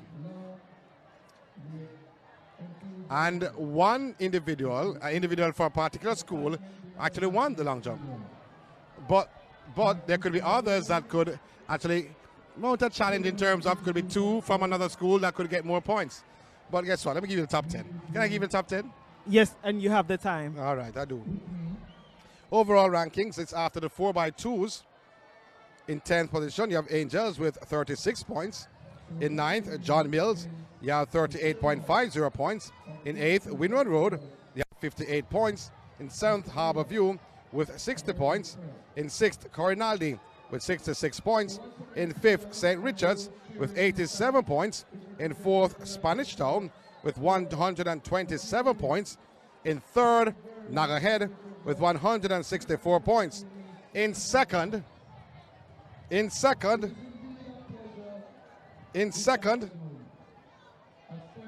Greater Portmore with 190 points. And in first, License Primary with 197 points.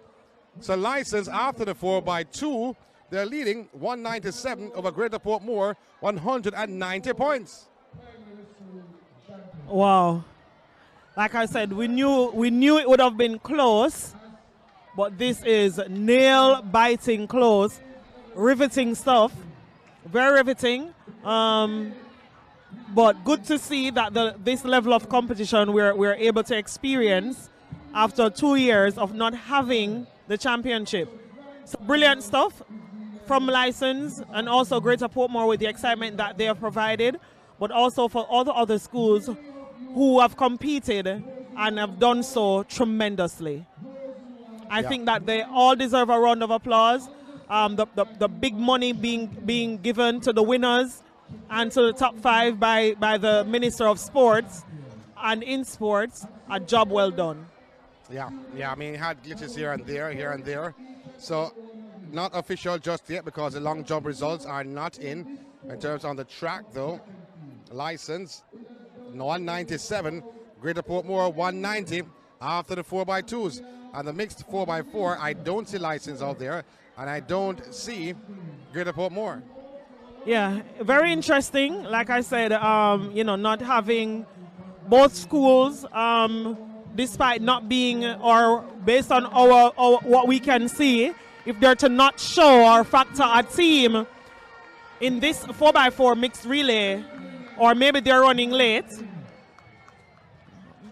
or like I said, even if they're absent, what they have been able to do has been tremendous. The results for to come in this 4x4 will not affect, like you said, whether the first place or the second. Nuggerhead gave it a really good shot. Coming third, they have been so dominant over the years, and still to factor in the top three is tremendous. It's good business for and argues well for their school. Cardinal Day, very impressive. Windward Road, and all others. Yeah, I agree with you wholeheartedly there. And persons are asking where did License get points from, because the last point standings we gave them was 183, and they said could be from the long jump, which is true. Could be from the long jump, because the long jump was completed earlier on. We don't know if the long jump points were tallied with this, so I don't know just yet. And but this is the latest point standings I received from the technical room. So 197 and 190. The patrons inside the National Stadium have not heard this point standings as yet. Yeah, interesting stuff. Like we said, no surprises about what we have witnessed over the 3 days, and all the brilliant performances and everything that has transpired here today, the final day of the InSports Primary School Championships.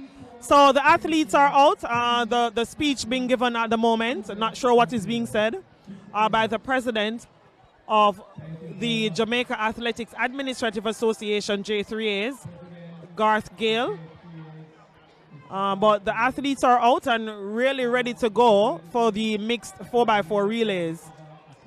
It's great to have speakers at the junior event, but it's not great to have too much, because the attention span of these children are not great at this present time. So you may have a word and then move on. Garth Gale delivered a speech which wasn't long. The speech should have been given maybe before the start of the final day, along with it could have maybe been sent by an email. You're terrible. I mean, the pandemic has taught us that a lot of what we usually create excitement about can be done via an email. No, you don't agree? I don't agree or disagree. So in any case, I don't agree or disagree, but I can tell you this much though, in terms of agreeing. I know. Is the match started yet, Real Madrid? Yes, it has started. 9 minutes into action.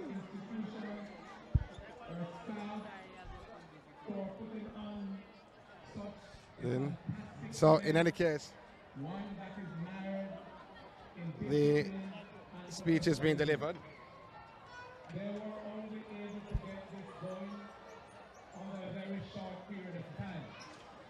So the point standings reaching us again, the same point standings we received. And don't do like that, Trish. The reason why they actually gave us, they don't know that I got it. I got it direct. So it has to go out to everyone and then be issued out. So I got it before it was issued out to everyone. You're working, you know. We have viewers to attend to. We cannot wait for stadium announcements and all of that. Our viewers will become impatient. So just to remind you quickly, while the speech is taking place, I'm not sure how many persons are listening. The kids seem to be having a whale of a time in the stands. But the others for the mixed relays also ready to go. So quickly, the top 10 Angels Primary, 36 in 9th. John Mills on 38.5. 8th, Windward Road Primary, 58. Harborview in 7th on 60. Cornaldy in 6th with 66. In 5th, St. Richard's, 87. In 4th, Spanish Town, 127. And in 3rd, Nuggerhead, 164. In 2nd at the moment, and like we said, the final relay to come, the mixed 4x4 relay, we're not seeing Greater Portmore or License, but in second place, Greater Portmore on 190, License ahead with 197. So if it should stand, it could be that License just might walk away victorious by 7 points ahead of Greater Portmore. So the school from St. Catherine in second and the school from the east, they are leading. So that's the point standings, and this is before the final event that will go shortly. The 4x4 mixed relay. So a representative of the Ministry of Sport is there just delivering a speech to the gathering inside of the grandstand at the National Stadium.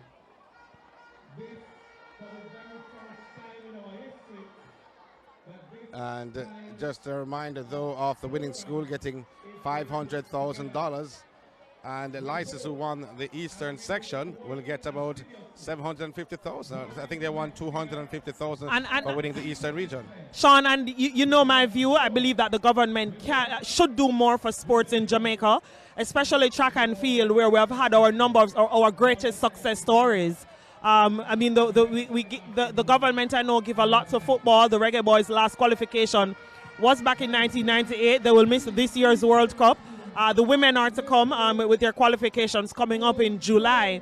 But like I said, for the rich tradition and what the athletes have done on the track and in the field for Jamaica over the decades, more should be done. So I'm happy for the money that will be given to, I think, the top 5 schools, but more should be done going forward, and it's very disturbing. I don't think anyone locked into our viewership right now will disagree. More should be done by the government so that the show can continue to go on to greater things. Well, I agree with you, but they are doing something, because introducing this prize money is a lot. So they're stepping in the right direction. I agree. And can only get better going forward. So the final event about to come out on track. The athletes have been waiting anxiously, and it's a 4x4 mixed relay, boys and girls. This will be extremely intriguing and enthralling to see. I'm sure the boys with any girls on the legs will be so disappointed if the girls should beat them. They're kids, they're not like seniors, but it should be good. So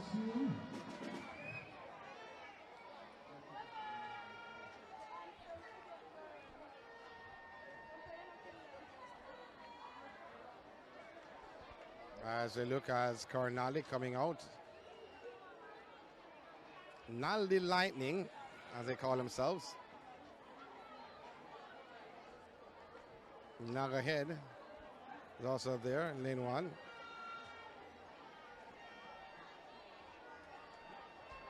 Ladies and gentlemen, I have news for you. As we look around on the 8 competitors. Ladies and gentlemen, I have news for you. So the point standings now will be read to the person inside the National Stadium. The final score event was the long jump for men.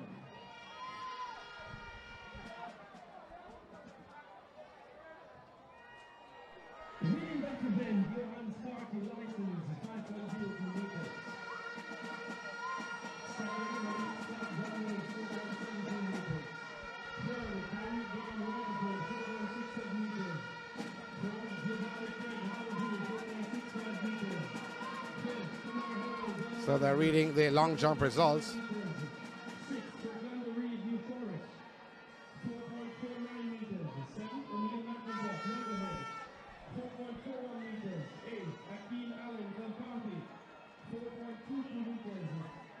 9, Kevin Deacon, And they give the point standings right after. and 10, Leonard Green, Friendship 4 meters.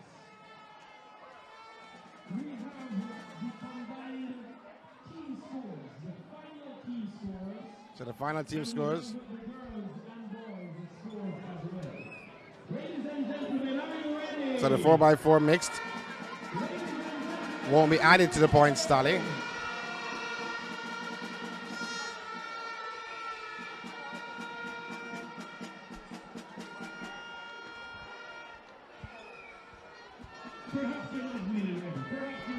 So the PA announcer dragging it out.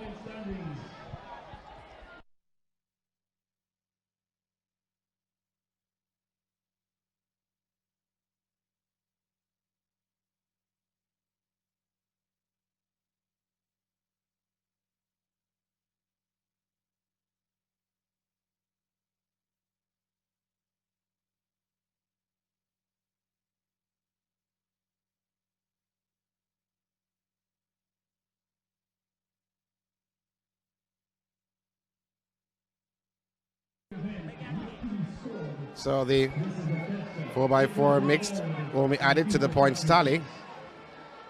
So by our points tally, we have License as the champions and Greater Portmore finishing second, but Nagahead finishing third overall. On the female side, Greater Portmore to the top spot ahead of License, 100 to 93. And on the boys' side, License to the top spot ahead of Nagahead, 104 to 100. Greater Portmore, they were third with 90 points. 4x4 mixed relay. Nagahead, Brampton, Asher, St. Patrick's, Carnally, and Shortwood. Athlete in lane 4 came right across. Athlete in lane 8, pardon me, came right across in lane 1.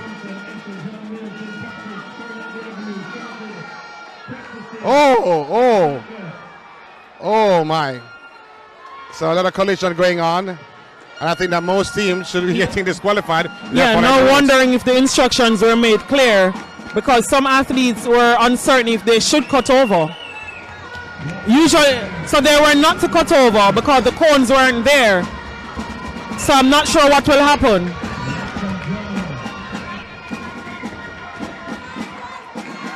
Well, Shortwood trying to come back into the mix-up. They're in third, passing Nagahead. Carnally is in fourth.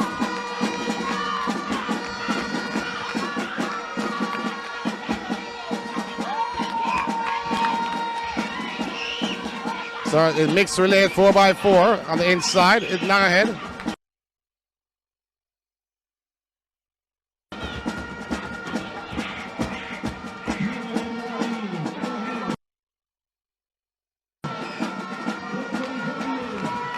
And the girl running that second leg. Cornell is in fourth. Shortwood is in fifth, pardon me.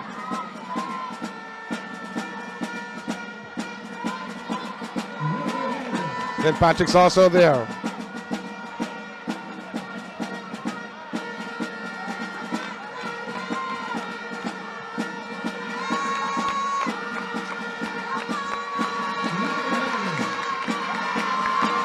So Carnaldi, who's in that third position. Nagahead also there. On his third leg. Nagahead is second. Carnaldi is third.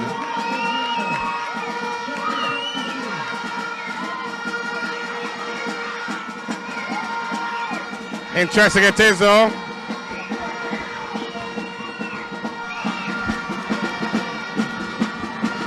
As persons are wondering with track and field happening here at the National Stadium.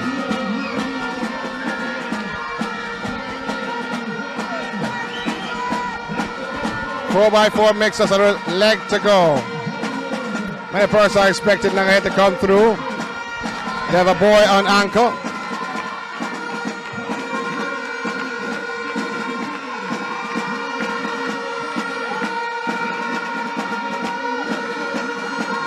Ronaldi is in third. But Nagahead has taken over. His hand over the baton in the top position. John Mills is in second. And Cornell is in third.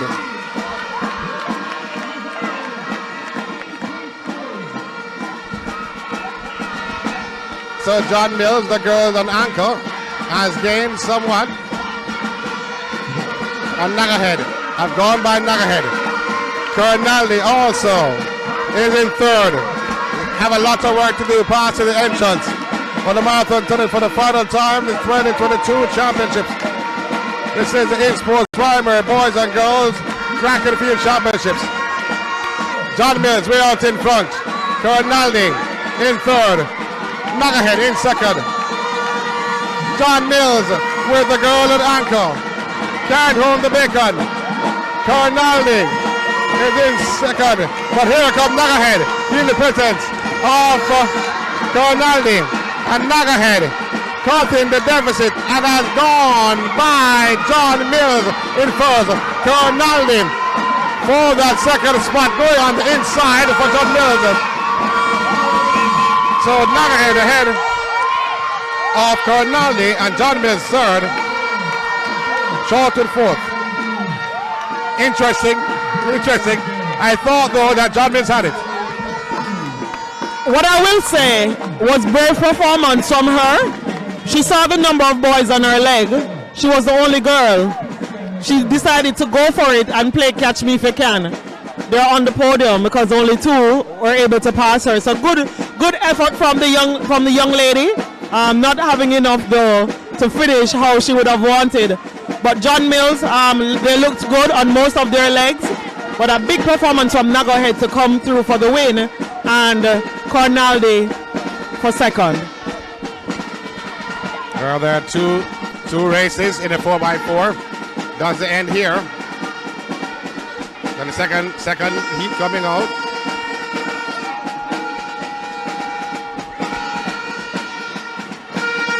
Our second heat, our second section, the 4x4 mixed. Here are the horns blowing. That's from the Naldi Lightning, Cornaldi. Spectators enjoying the second place.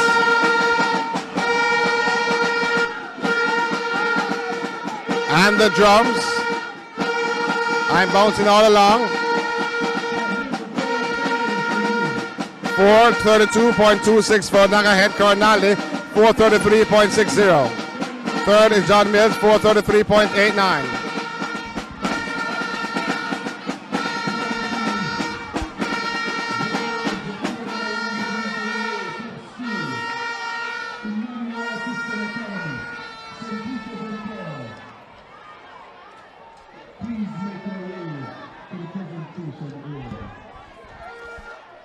Athletes are standing behind their respective blocks. Well, there's no blocks actually. And I wonder what's happening in that game between Liverpool and Real Madrid. 0-0 at the moment. Oh. 25 minutes into action. Karim Benzema just now. Well, no, it would not have been Benzema. I think... I'm not seeing who took the shot. Had Alisson not been good with the hands, maybe there would have been one. But Liverpool should have scored as well. So both teams, I think, after a late start, now starting to settle in the game. So 25 minutes into the first half. So in terms of Class 1 and Class 2 champions, Class 1 champion on the female side, Kayla Sina from License, gained 15 points. Trisha Ann Grant, Greater Portmore, 14 points. Class 1 male champion Mario Ross from License, 18 points. Dwayne Sharp of Waterford, 14 points. He was second. And surprise, surprise, Class 2 female champion, a 300 and 200 meters winner. No surprise, no surprise. She has done the work and very deserving. Texaria Johnson of Exchange Primary. Big performances, and like I said, her only 11 years old, and her performances have really put Exchange into the mix in terms of the points. 18 points coming from her. Jonah Harris of Seaforth was second in the Class 2 champion, 16 points. For male Class 2 was Tyler Morgan with 16 points.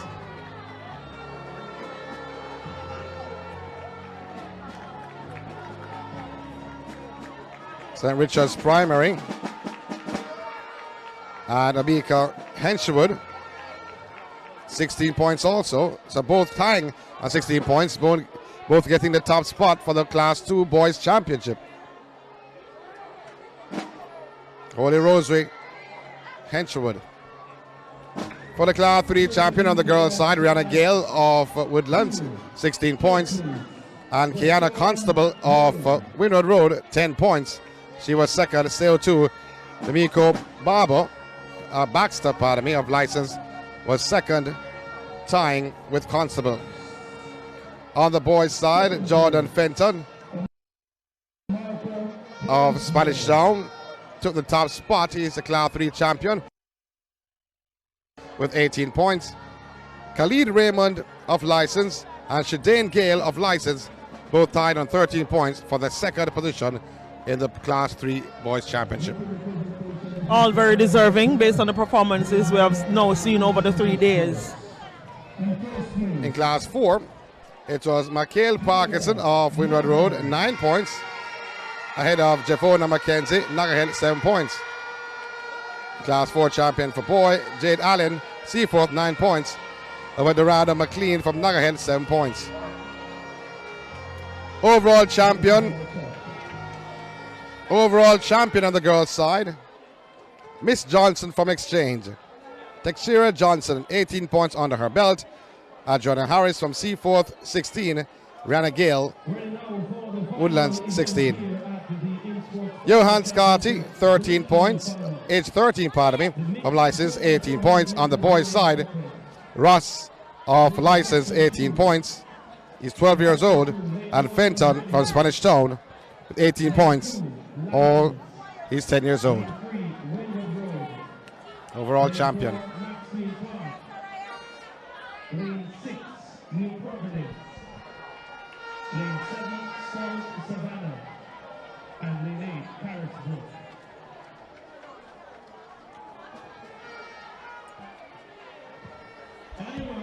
Final event. Second section, the mixed relay. New Providence in 6. Savannah in 7 and Carisbrook in lane 8.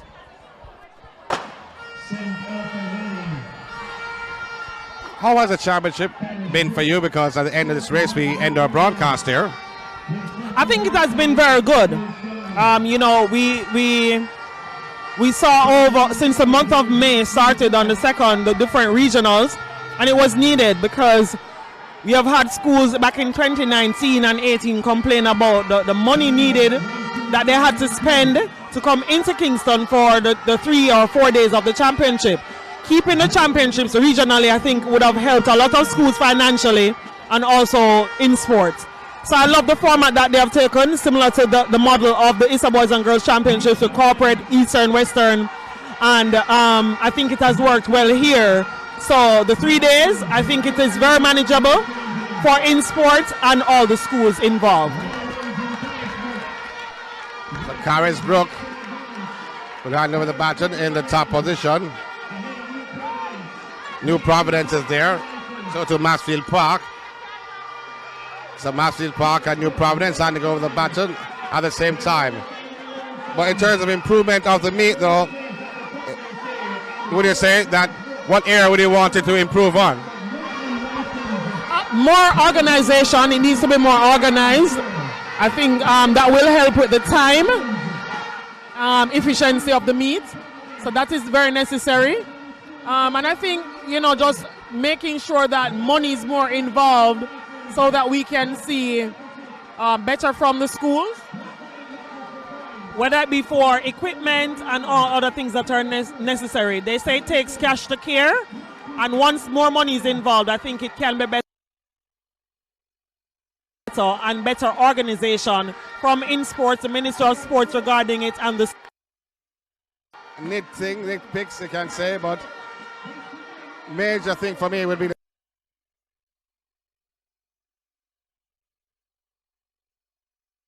the timing as Carisbrook way out in front.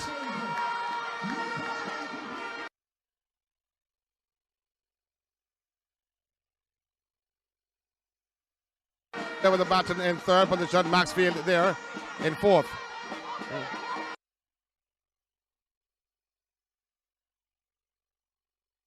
But indeed, putting the athletes out on time, but the start time was a problem. Efficiency is needed, greatly needed. And I think, like I said, it's not from any one area, but all areas. You know, proper organization is needed. And I think that will help with the time and everyone involved. So Carisbrook, after being urged to run faster because on the last leg will be a girl. New Providence in third.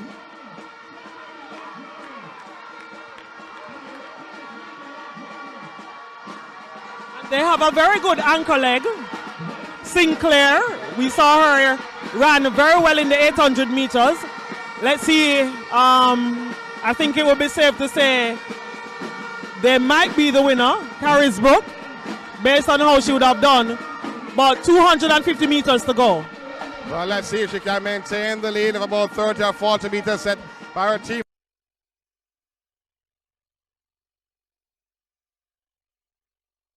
She's trying to extend it, and she's doing just that. With about 200 meters to go. It's Carisbrook, the team from the western end of the island, want to close off the 2022 championship in style. They have now a 45-meter lead, call it 50-meter lead in this final event on the track. With the drums of Nally Lining beating, they're not on the track, but they are supporting on the heading. 40 meters to go. She's a young lady, but the young man is trying to reel her in. Can't do just that. Carisbrook takes the gold and takes the pie. The last event of the 2022 In Sports Primary Track and Field Championship started in the eastern end at Stadium East, went to GC Foster for the central, and then to Stets for the western, culminating with the All-Ireland title, All-Ireland Championship right here at the National Stadium. We have seen wonderful performances over the 3 days. No need to talk about the times because I think other than Tixira Johnson with the records, the times were not very impressive. But guess what? That's understandable because of the pandemic. No competition for 2 years, no school as well because of the pandemic. But really good going by the coaches, the teachers at the school would have helped, the parents who support these children, and the children themselves for being so determined for the month of May competing, and also over the 3 days at the final staging of the championships. So, we look just to give you a recap in terms of the points. Top 10 on the girls' side, John Mills, 25.50. 9th, Harborview, 30 points. In 8th, Rock Hall with 34 points. In 7th, St. Richards with 36 points. In 6th, Spanish Town, they have 44 points. In 5th, Windward Road, they have 50 points. In 4th, Corinaldi with 51 points. In 3rd, Naga Head, they have 64 points. In 2nd, Lyses with 93 points. And 1st, Greater Portmore with 100 points. Top 10 on the boys' side. Shortwood, they're 10th with 16 points. Also, Holy Rosary, they have 16 points. In 9th, Halfway Tree, 17 points. In 8th, Maxfield, they have 21 points. In 7th, Harborview, 30 points. In 6th, Angels, they have 32 points. In 5th, St. Richards 51 points. In fourth, Spanish Town with 83 points. In third, Greater Portmore, 90 points. In second, Nagahead with 100 points. And first, License, they have 104 points. That's on the boys' side. And overall, in terms of the top 10. So the combined points, the top 10, Angels Primary, 36. John Mills, 38.5. Windward Road, 58 in 8th. Harborview 7th on 60. Cornaldy 6th with 66. St. Richard's 5th, 87. Spanish Town Primary 4th, 127. And the top 3, Nagahead 164. Greater Portmore 190 for second. And License champions on 197.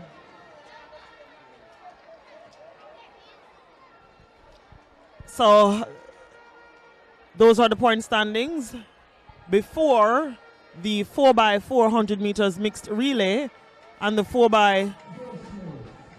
Yeah. And that's not added to the points tally. Not added to it. So the 4x4 mixed relay not added to the points tally.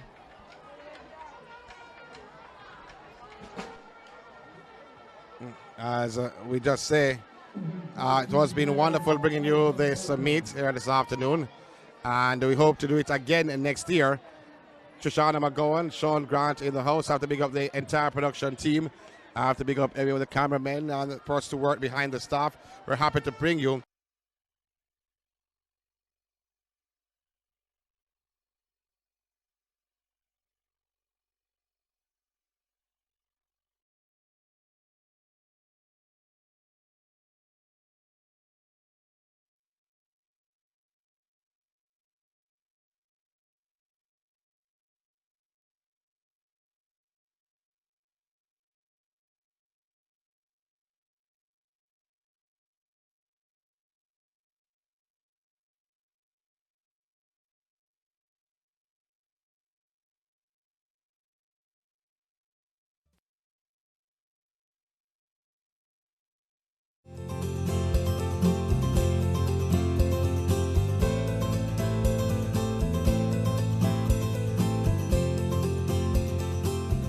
all Jamaicans to know that child abuse is not just an issue for the government, it's an issue for all Jamaicans.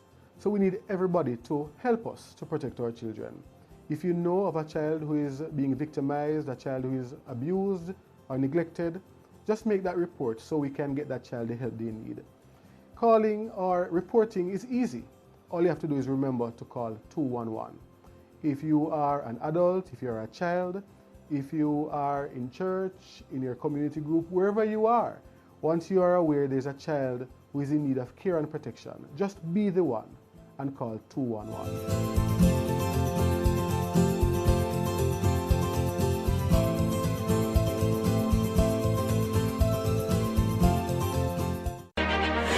Jamaica and its workforce are advancing quickly. Life-changing opportunities are arising. You need training and support. We are the Renewed Heart NSTA Trust, committed to providing new and emerging skills training and opportunities. Come to Heart. We'll help you claim your place in the workforce of the future.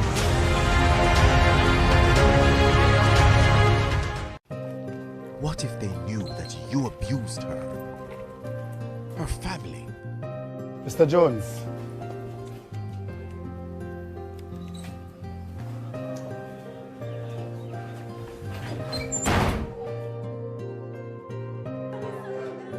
And your colleagues, how will they look at an abuser?